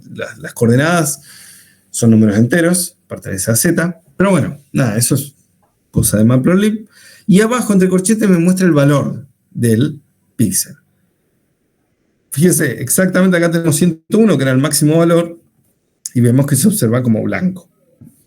Este valor, acá vale 91, y ya se ve como un gris. ¿Bien? Y acá el 0 se ve como negro. ¿Bien? Entonces, ojo que esta visualización es un poco engañosa, porque pareciera ser que la imagen tiene un contraste muy alto. Contraste, quiero decir, o rango dinámico, si se quiere. Rango dinámico quiere decir observar una imagen y, digamos, analizar la varianza de colores que hay dando vuelta o de valores, ¿no? Que tiene un alto rango dinámico, quiere decir que la imagen, en la imagen aparece casi todo rango disponible de valores del tipo de dato en cuestión. ¿Bien? Entonces, si yo quisiera ver la imagen, o sea, ver, de nuevo, acá entre comillas, la imagen de manera real, o sea, con los valores propios, los valores que realmente se corresponden con el tipo de dato, yo tendría que poner Bmin 0 y Bmax 255, es decir, el negro es el mínimo valor representable, que es 0, y el Bmax el máximo. Entonces, lo hago de esta manera, y acá agrego otras cositas, y vamos agregando funcionalidad. Fíjense, creo la imagen, no puse figure, entonces lo que voy a hacer es crearla. le paso la imagen, el mapa de colores gray. Y bueno, antes de seguir, les voy a mostrar, para que ustedes vean, si yo no pongo gray, fíjense, lo que va a hacer es utilizar otro mapa de color. Por default, Matplotlib utiliza el mapa de colores Vitrigis, que es un mapa de color que va desde estos color tipo liláceo hasta un amarillo. La verdad no tengo idea por qué es el mapa de color por defecto, pero bueno, es el que viene en Matplotlib. Bien, eso dejamos el gray. ¿Y qué le agregamos? Le agregamos un título con el método title, xlabel, o sea, al eje X le agregamos la leyenda X, al eje Y le agregamos la leyenda Y, y con esto lo que hacemos es sacarle los ticks. Vamos de nuevo a observar la figura. Fíjense que acá, ¿ven estos ticks que me muestran con los valores? Supongo que yo no los quiero, ¿no? Eso es algo muy de procesamiento de señales más que de imágenes, ¿bien? Muchas veces en imágenes son, mucho no me interesa, puede que sí, puede que no, pero bueno, acá se los saco, se los quiero sacar. ¿Cómo lo hago? De esta manera. Pongo xticks, una lista vacía, lo que va a hacer es eliminar todos los ticks. Si yo quisiera algún tick en particular, lo puedo ingresar acá y me lo va a poner en los puntos que yo le ingreso. Y le agrego un color bar. Ahora les voy a mostrar qué es el color bar. Para agregar el color bar, lo que hay que hacer es al método color bar hay que pasarle el handle del axis sobre el cual le quiero crear el color bar. ¿Usted me entiende cuando hablo de handle y cuando hablo de ejes? ¿O quiere que repase un poco esto? No quiero explicar algo que ya lo dieron quizás. Pues no lo escucho con ese nombre. Bien. El tema de handle. Generalmente cuando trabajamos en programación orientada a objetos y tenemos objetos dando vuelta con Python, tenemos pilas de objetos, en este caso el objeto sería, con ImShow lo que hago es crear un objeto tipo axis sobre una figura.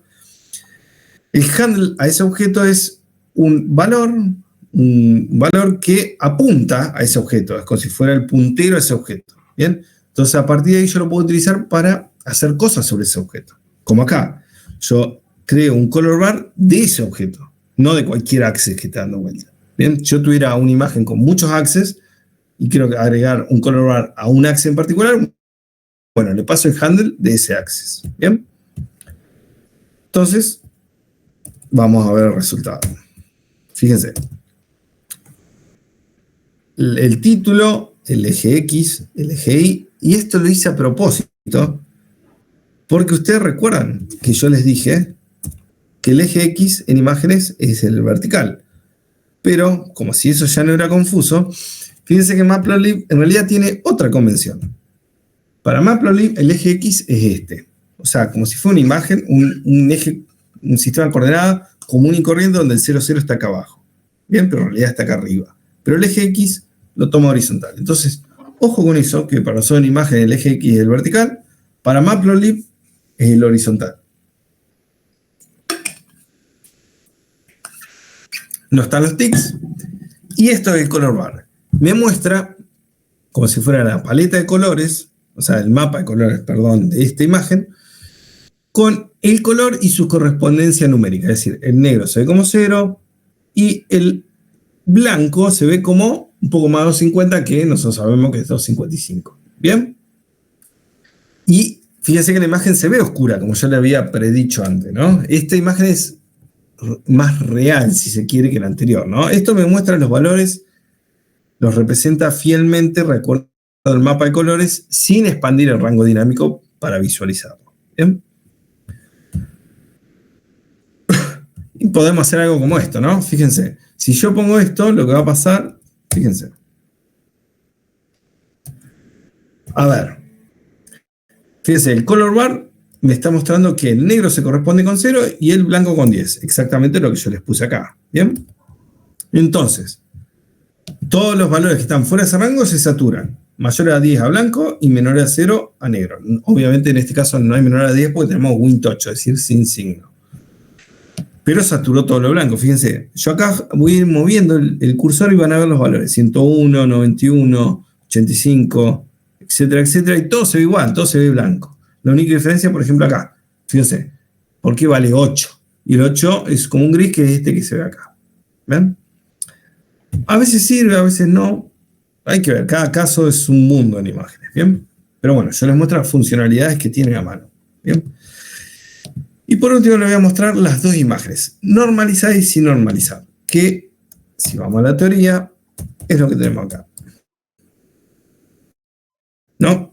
Esta es la imagen con el digamos, rango dinámico ajustado, y esta es la versión más real, si se quiere. ¿Bien? Vamos a ver el código. Vamos a hacer ahora, a diferencia de antes que hacíamos un solo eje en una figura, vamos a generar dos ejes en una figura. Para eso vamos a utilizar subplot. ¿Ya dieron subplot en Matplotlib?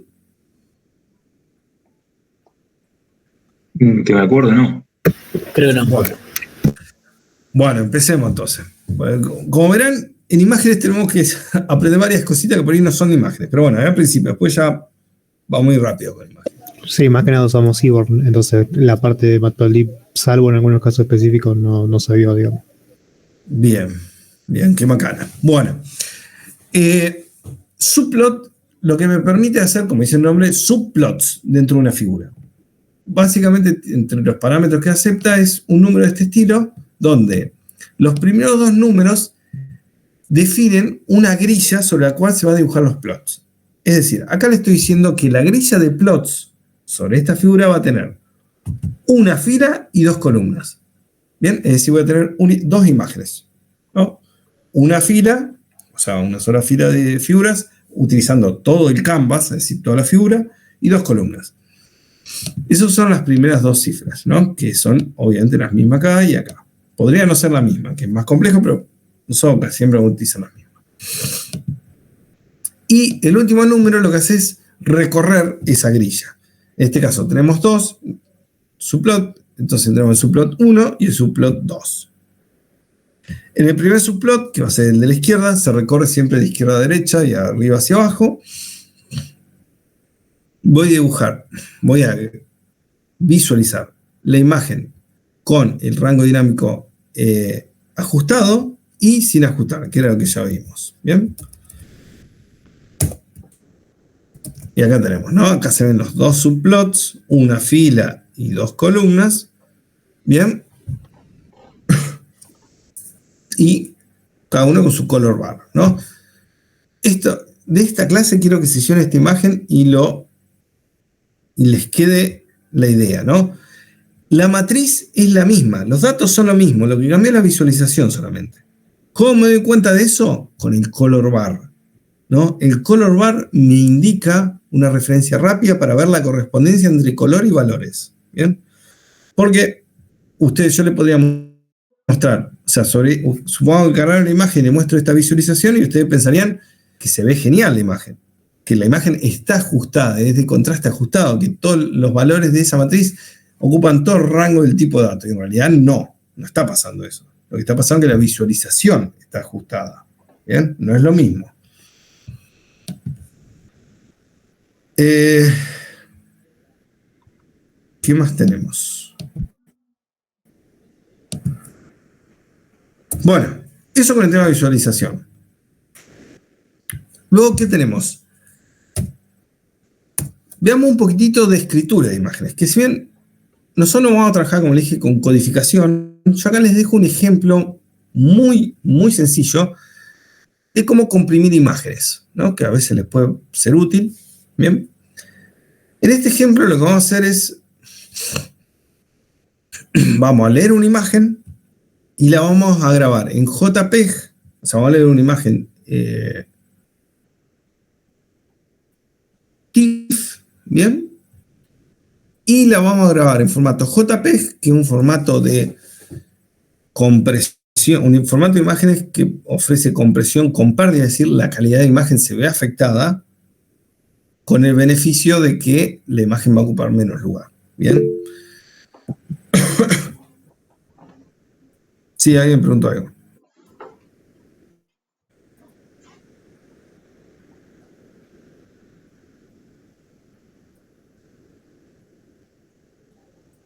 No usaría la palabra definición. ¿Bien? Contraste puede ser, sí. Es una buena manera de decirlo. que en realidad lo único que puedo decir es que la imagen no utiliza todo el rango de valores posibles, ¿bien? Que lo puedo asimilar a contraste, ¿bien? Eso puede ser bueno, malo, depende de cada aplicación, ¿bien? Depende vos cómo mapeás esos valores a lo que estás observando. En el caso de radiografía, el color se corresponde con una densidad, generalmente, ¿no? Radiografía. Y de nuevo, ¿qué es ideal para vos? No es que quiera ser molesto, pero para el tipo de radiografía puede ser que ese valor, por ejemplo, que el píxel valga 100, quiere decir que la densidad del hueso es tanto. Y capaz que vos no tenés. O sea, la densidad más alta que 101 sería algo que, no sé, no sería humano, por ejemplo. Entonces está bien que se vea así. ¿Bien? Entonces, bueno, depende de diferente si tengo que mostrar una imagen satelital, por ejemplo. Y eso es una... casi como si fuera adamantio. Bueno, básicamente eso, ¿no? Bueno, eso, o sea, depende de cada campo de aplicación. Entonces, por eso, imágenes como nosotros acabamos de tomar con que la imagen ya nos viene digitalizada y no tenemos tanto trato con qué significa en la aplicación real, pues todo un mundo eso, ¿bien? Volviendo a esto, vamos a ver un ejemplo de cargar una imagen y generar una imagen, la misma imagen en JPEG, pero con una compresión. En OpenCV, para grabar una imagen, la función es inWrite, como está inRead, está inWrite, se le pasa el nombre del archivo con el cual queremos grabar, o sea, el path a donde lo voy a grabar, y la imagen. Bien, por ejemplo, si yo leo una imagen y uso esta sentencia, lo único que voy a hacer es cambiarle el formato. De TIFF lo voy a grabar en PNG. Bien, nada más que eso. JPEG, si hago esto, lo mismo, pero en JPEG, fíjense, hasta acá es lo mismo, que esto solamente cambió la extensión. JPEG permite setear el códec ciertos parámetros. Permite setear ciertos parámetros del códec. Uno de ellos es este, que esos parámetros se pasan como una lista de parámetro y valor. Fíjense que, de nuevo, es todo un flag, es de inWrite, del códec JPEG, y el parámetro quality. Este parámetro lo que hace es setear la calidad de la imagen. Cuanto más alta, quiere decir que la calidad es más fiel a la original y por lo tanto no va a haber mucha compresión de tamaño. ¿Bien? Si quality es bajo, quiere decir que la calidad es mala y, o sea, perdemos mucha información a contraparte de que la imagen ocupe menos espacio en disco. ¿Bien? Vamos a hacer eso. ¿Bien? Y luego está el tema de... Bueno, no, vamos a ver este ejemplo. Después vamos al otro, que es otro ejemplo. Fíjense. Es lo que está acá. Vamos a leer la imagen del cameraman y la mostramos, ¿no? Esta es nuestra imagen. Entonces, vamos a grabar en formato JPEG con diferentes valores de este parámetro de calidad. Como yo le decía, estos flags no son... Uy, me quedó abierto esto. No son más que valores, ¿no? En 1 es un número, ¿no? Pero lo tenemos como flag para que sea más inteligible, ¿bien? Entonces, voy a grabar 5 imágenes. Acá el último valor es el factor de calidad con el cual se generó. Fíjense, las ejecuto. Me vuelve true si la generación de imagen fue satisfactoria. Fíjense que acá me las creo. Y vamos a verla, ¿bien?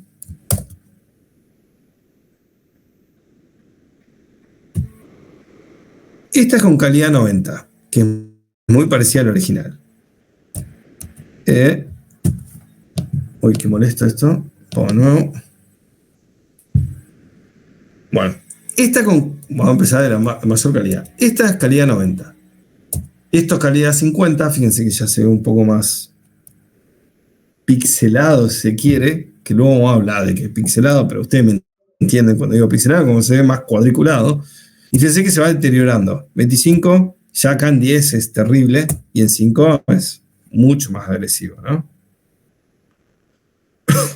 ¿Y cuánto ocupan en disco? Bueno, vamos a ver. Ponemos detalle acá. Fíjense, la original pesaba 64 kilobytes. Ya con un factor de 90 que se veía muy bien, fíjense que el tamaño se se logró bajar a 18 kilobytes, ¿no? Casi 4 veces más chico, ¿bien? Y de ahí fuimos bajando a 7K, 5K, 3K y bueno, 2K, la que se veía muy feo, ocupa 2 kilobytes, nada, ¿bien? Pero bueno, también la calidad es muy mala. Y ahora surge la duda.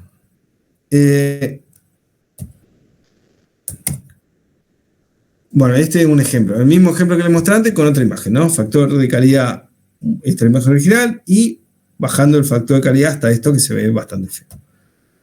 Entonces, surge la duda de cómo comparar imágenes, ¿no? Lo que acabo de decir que se ve muy feo, muy degradada. Bueno, hay métricas para medir eso, ¿no? Recuerden siempre que estamos trabajando con matrices, ¿no? Me puedo abstraer de una imagen y obviamente que para comparar matrices existen pilas y pilas de métricas, ¿no? Normas, LN, L2, LP, etcétera, etcétera, que la deben haber dado en análisis en álgebra matricial, ¿bien? O métricas de errores. Una de las métricas de errores más comunes es el root mean square error, ¿no? Que es el error cuadrático medio entre dos matrices. Siempre acá vamos a estar hablando de error contra algo, ¿no? De la imagen que estaba analizando contra algo. Que no es más que es la raíz cuadrada del promedio de la resta de las dos matrices, cada uno de esos elementos le va al cuadrado, ¿bien? Donde A es la imagen original y A viborita es la imagen degradada o comprimida, ¿no? Como verán, no es más que un cálculo algebraico, ¿no? O sea, es restar dos matrices, elevar sus elementos al cuadrado, sumarlos todos, promediarlo y raíz cuadrada. Me da un escalar esto, no un escalar, me da un punto flotante. Sí, un escalar de tipo float. ¿Bien? Nada tiene que ver con el aparato, digamos, sensorial del humano. O sea, esta métrica no está reflejando nada de cómo el humano observa una imagen. Entonces, esta métrica se dice que es no perceptual, en el sentido de que no está relacionado a cómo el humano, o sea, no hay una relación lineal, si se quiere, entre ese error y que se vea mal o bien, entre comillas, o sea, la percepción sea mala o buena. Existe todo otro conjunto de métricas que son perceptuales, que tienen modelos matemáticos, cómo el humano observa una imagen, cómo se traduce el rayo de luz en pulso eléctrico en el cerebro, etcétera, etcétera, ¿no? No vamos a dar nada de eso, pues escapa un poco la materia. Entonces podríamos hacer eso, podríamos ver el error cuadrático medio entre la imagen comprimida y la imagen original. ¿Bien? Para hacer eso, por ejemplo, vamos a cargar la imagen comprimida con un factor de 90 y con 0,5. Bien, las cargamos. Y ahora vamos a calcular el error de cada una de ellas versus la imagen original, que ya la teníamos cargada en la variable image. Bien. Entonces, no es más que implementar esta fórmula. Bueno, obviamente que esto está implementado en NumPy, o sea, hay funciones que hacen esto. Pero yo acá se los hago manualmente para que ustedes vean cómo, o sea, para practicar un poco NumPy. Fíjense lo que hago la raíz cuadrada, esta división la saco afuera, divido acá, raíz cuadrada, size, la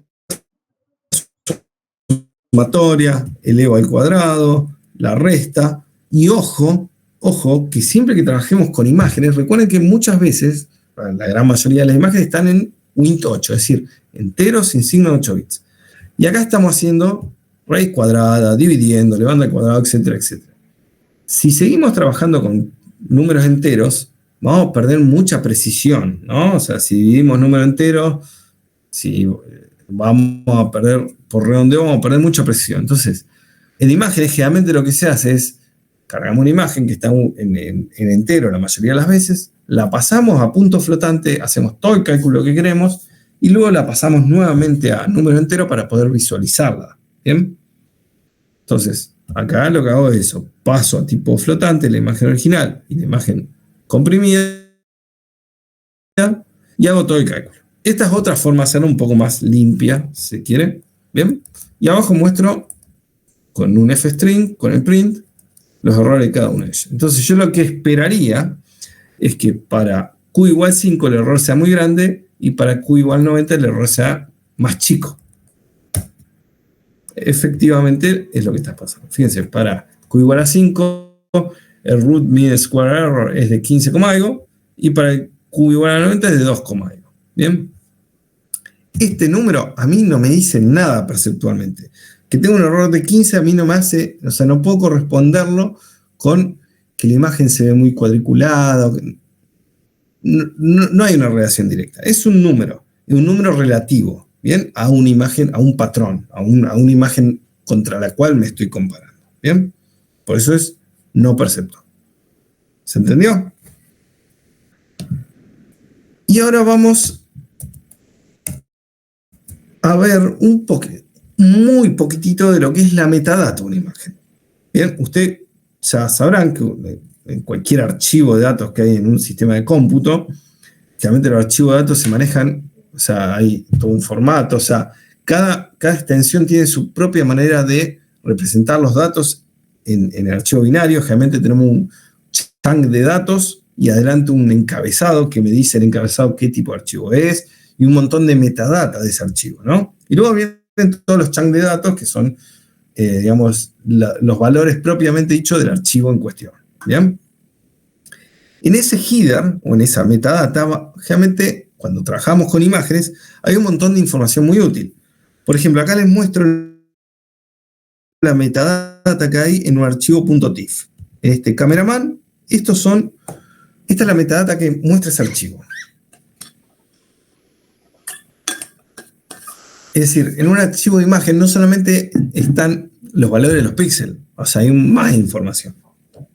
Por ejemplo, está codificado el ancho de la imagen, el ancho, el alto, los bits por muestra, es decir, esto me indica que es de 8 bits, esto es un índice de compresión, y acá datos de la cámara, por ejemplo, este es un parámetro físico de la cámara, un texto libre que describe de dónde viene esta imagen y varias cosas más. Bien. Entonces yo le voy a enseñar cómo obtener esta metadata. No solo generalmente no utilizar esto, pero se lo dejo por si alguna vez lo necesita. Bien. Para esto en particular vamos a utilizar Pillow. Este es uno de los pocos casos que vamos a utilizar otro paquete aparte de los 3 que ya les dije. Y como ya les había mencionado, Pillow se utiliza mucho para lo que es o ya sea diseño gráfico o análisis de datos raw, es decir, muy de bajo nivel de los archivos, es decir, ver la metadata, ver los chunks de datos, los bits que están dando vuelta por ahí, etcétera, etcétera, ¿no? Y acá está el snippet, más o menos el código con el cual se obtiene la metadata. Vamos a verlo en código, que es más fácil, un poco más limpio. Vamos acá. ¿Y qué vamos a hacer? Vamos a importar el paquete image de Pillow, porque para hacer esto la imagen la vamos a tener que cargar con Pillow, no con OpenCV. Bien, vamos a ir por otro lado. Entonces, cargamos Pillow, el módulo de Pillow, importamos solamente el módulo image. Pillow, un paquete enorme, tiene un montón de cosas. Bien, solamente el paquete image voy a cargar. Y dentro de Pillow hay un paquete que se llama EXIF tags, que EXIF significa Exchangeable Image File Format, es una normativa que es transversal a varios formatos de imágenes, por ejemplo JPG, PNG, BMP, etc. Todos comparten esta normativa de cómo representar la metadata. Bien, eso está todo normado.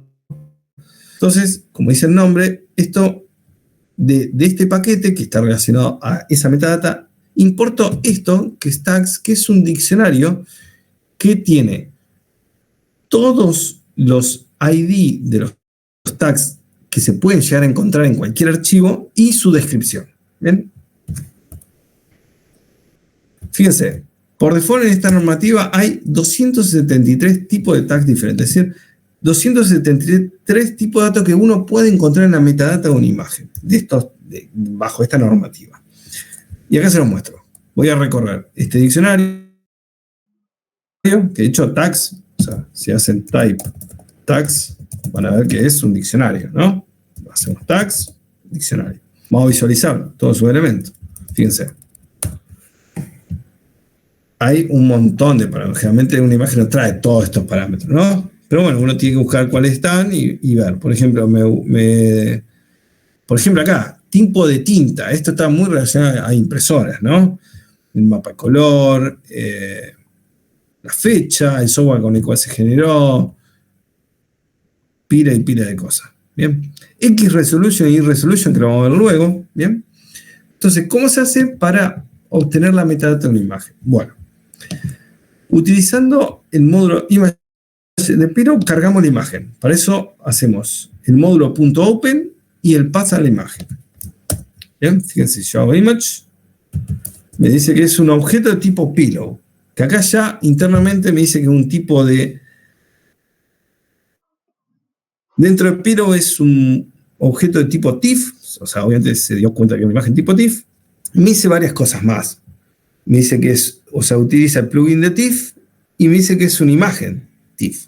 No solo eso, me dice que es modo L. L significa luminance, que luminance quiere decir que es una imagen en escala de grises. Si acá diría RGB, significa que es una imagen a color. Me dice el tamaño, que es 256 por 256, y me muestra el puntero en memoria donde empieza esa imagen. ¿Bien?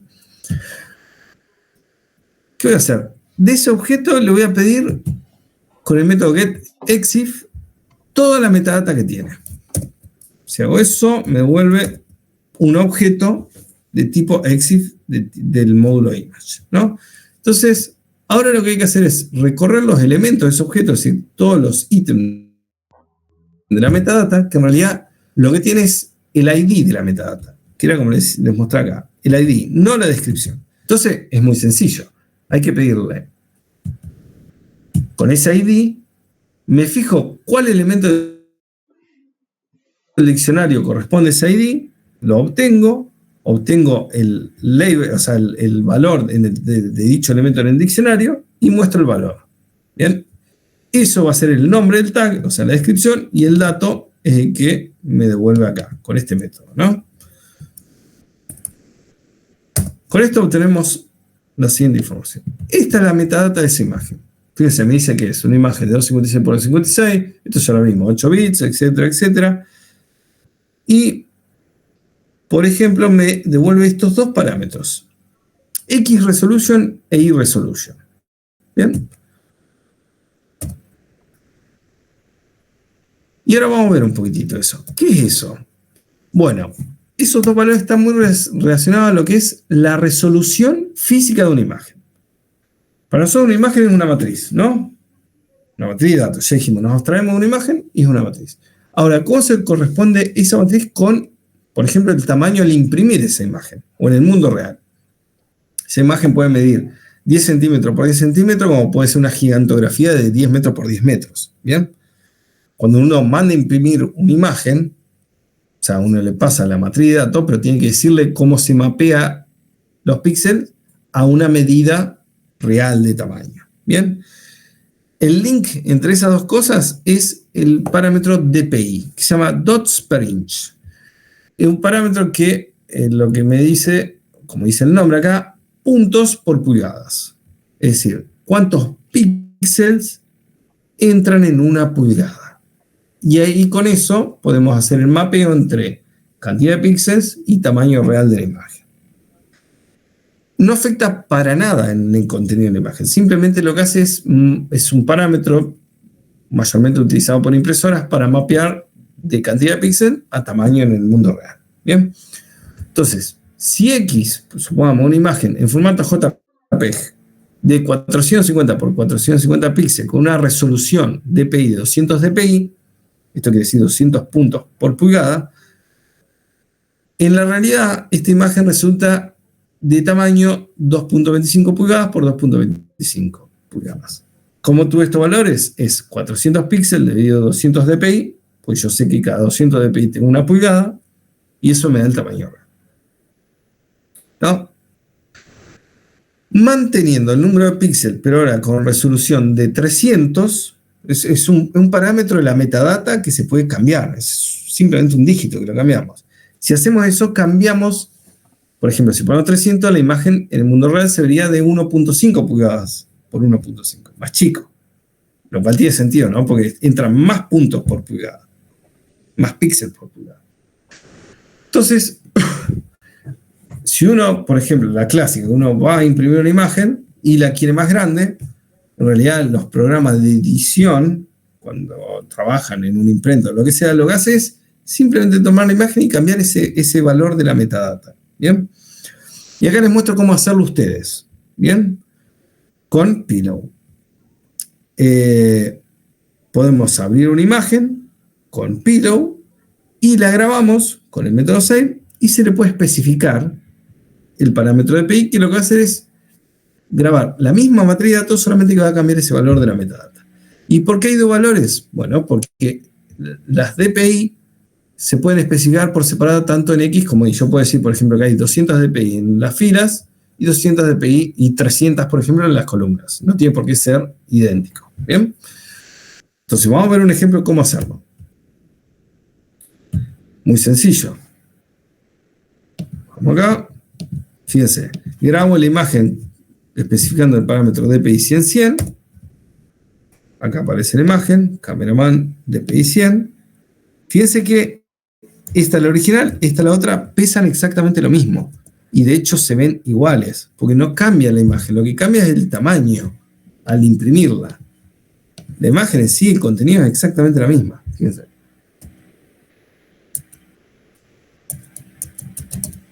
Exactamente igual. Cambia en realidad el tamaño, fíjense acá. Ah, no, perdón, no dije nada. Ahí está. Cambia un punto 1 kilobyte, pero es porque cambia la metadata, no más que por eso.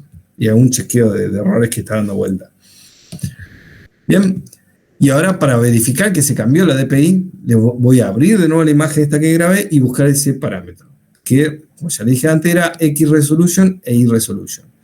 En la imagen original habíamos visto que esos parámetros valían 72 y 72, es decir, los DPI son idénticos en ambos ejes. Y ahora, en esta imagen modificada, fíjense que efectivamente cambió la resolución en XN. ¿Bien?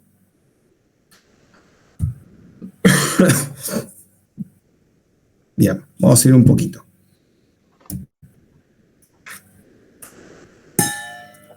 Bueno, por último, así termino con la teoría, lo que les muestro acá es que como toda matriz de datos, yo la puedo modificar, o sea, es una matriz. Yo puedo, por ejemplo, transponerla, como les dije, puedo invertir las filas.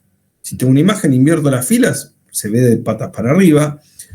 Puedo tomar una submatriz, que no es más que lo que se conoce en imagen como un cropping. Acá indexé esta matriz, como hicimos antes con el ejemplo de NumPy, y obtengo un recorte de la imagen. Puedo hacer un resize de la imagen, que matricialmente no es más que hacer un subsampleo. Es decir, supongamos, me quedo con la fila 1, descarto la segunda. Me quedo con la fila 3, descarto la cuarta. Es decir, descarto las que tienen índices pares, por ejemplo. Lo mismo que las columnas. Eso es lo que se conoce en procesamientos seriales como subsampleo o diezmado. ¿Bien? En imágenes es un resize, es un reajuste de tamaño. Entonces puedo tener algo como esto. ¿Bien? Y por último, que es súper importante, yo tengo la imagen es una matriz de datos. Yo puedo observar sus filas o sus columnas de manera aislada. ¿Bien? Por ejemplo, acá estoy observando una fila. ¿Bien? Como dice acá, una fila de esta imagen, de estar por acá. Y observo los valores de los píxeles. Y fíjense, veo esto. Y yo quiero que ustedes en este curso logren sacar información de esto. Porque al principio pareciera como que esto no nos dice nada. Pero fíjense que nos da muchísima información. Esto me está diciendo que en esa fila, hasta la posición, esta posición 150 más o menos, los píxeles valen casi cero. Es decir, no está la rosa. Luego apareció la rosa, varía su nivel de grises y desaparece la rosa. ¿Bien? Ustedes, analizando la fila y la columna, podrían tranquilamente segmentar esta rosa. O sea, yo les digo, analicen fila por fila. Y cuando hay un salto alto, empieza la rosa. Y cuando baja, desaparece la rosa, tranquilamente pueden segmentar la rosa. ¿Bien? Sin utilizar nada de procesamiento de imágenes. Simplemente análisis matricial de valores. ¿Bien? Con eso terminamos. No terminamos. Quedan algunas cositas. los tipos de datos, que si bien estuvimos hablando, vamos a formalizar un poco. Ustedes dieron esto lo conocen. Díganme si sí o si no.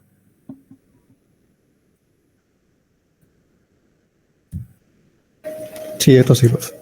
Bien, listo. Entonces no voy a entrar en detalle. Saben lo que es wint, int, single, double, etc. Bien. En OpenCV utiliza una nomenclatura bastante particular. Bien. En OpenCV van a haber flags de este estilo cuando creemos o cuando, no sé, hagamos un filtrado, que lo vamos a ver luego en la unidad que viene, y le vamos a especificar qué tipo de datos. Bueno, OpenCV utiliza esta nomenclatura. Y acá les muestro en esta tabla cómo se corresponde a lo que ustedes conocen. Por ejemplo, un Wint8, que es un tipo de dato que generalmente se conoce como UCHAR también, el rango 0 a 55, y en OpenCV se escribe así: CB de OpenCV, guión bajo, y luego aparece un número que es la cantidad de bits, 8, luego la letra, en este caso U, que es de unsigned, sin signo, y luego vienen dos letras, que es la C y un número, que viene de channel, es decir, ¿cuántos canales? Porque como vamos a ver más adelante, cuando trabajemos con imagen a color, vamos a tener varios canales. En escala de grises tenemos un solo canal. Entonces, para lo que nosotros era Wint8, en escala de grises, en OpenCV va a ser este formato. ¿Bien? Y lo mismo con lo otro. Si aparece S es con signo, si aparece 16 bits, y si aparece F es de float. ¿Bien? Y tenemos float de 32 bits y 64 bits que sería doble. Y acá, como digo, ¿no? Un canal, 3 canales, el clásico RGB, las imágenes cuyos píxeles son un vector rojo, verde y azul. Y a veces tenemos imágenes con más de 3 canales. Por ejemplo, una imagen que tiene profundidad. También una cámara que mide profundidad tiene 4 canales. El cuarto es la profundidad. ¿Bien? Y como ya hablamos de tipo de datos, nosotros también podríamos querer convertir entre tipos de datos. Supongamos que tenemos una matriz en Wint8 y la queremos pasar a int16. Bueno, podemos hacerlo de esta manera. ¿Bien? Y luego, esto es con NumPy, ¿no? Con la función asType, ¿no? Pasamos a un objeto, le ponemos asType y lo transformamos al tipo de dato que queremos. ¿Bien? Y OpenCV, por su parte, nos ofrece dos funciones bastante flexibles y que nos permiten también hacer un casting. Esto se llama hacer casting, ¿no? Un casting un poco más complejo, como Convert Scalabs y Normalize. Convert Scalabs lo que hace es escala, calcula el valor absoluto y convierte el resultado a 8 bits. Bien, este es el cálculo que hace. Toma una imagen de entrada, la multiplica por un valor, le agrega un desplazamiento, toma el valor absoluto y a eso lo convierte a Wint8 con saturación. Es decir, cualquier valor mayor a 255 queda a 255 y nada, porque acá no hay valor negativo porque tenemos un valor absoluto. ¿Bien? Y el casting UCHAR quiere decir que lo pasa a 8 bits.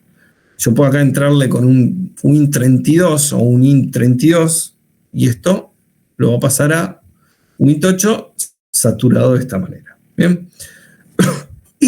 Esta función la vamos a utilizar un montón. ¿Bien? Me preguntarán, ¿por qué la saturación? Todo lo otro, supongo, generalmente alfa vale 1 y beta 0, es decir, no desplazamos la imagen, simplemente tomamos el valor absoluto. Pues muchas veces lo que pasa es que tenemos una imagen, la empezamos a procesar, es decir, supongamos, la multiplicamos, la sumamos, restamos imagen, etc. Entonces empiezan a aparecer, por ejemplo, valores negativos o valores mayores a 255, lo cual, nosotros cuando visualizamos una imagen, generalmente no tiene mucho sentido un píxel que vale menos 100, ¿no? Entonces es muy común pasar eso a valor absoluto, porque generalmente ya vamos a ver que generalmente tiene sentido físico hacer eso. Y también muchas veces queremos representarlo en Wint8. ¿Bien? Y me dirán, ¿por qué no normalizo? Es decir, supongo que la imagen ahora quedó entre 0 y 1000. ¿Por qué no asigno el 1000 a 255 y el 0 a 0 y comprimo rango? Generalmente no se hace eso porque da malos resultados visuales y lo más común es saturar, es decir, todo lo que vale mayor a 255 lo saturo. ¿Bien? Y luego tenemos esta función normalize que es un poco más compleja, que vamos a ver algunos ejemplos. Bueno, gente, ya estamos en hora. No me quiero pasar. ¿Qué queda? Conversión de datos. Bien. Si le parece, seguimos con esto mañana. Cortamos acá. Dale, profe. Bueno.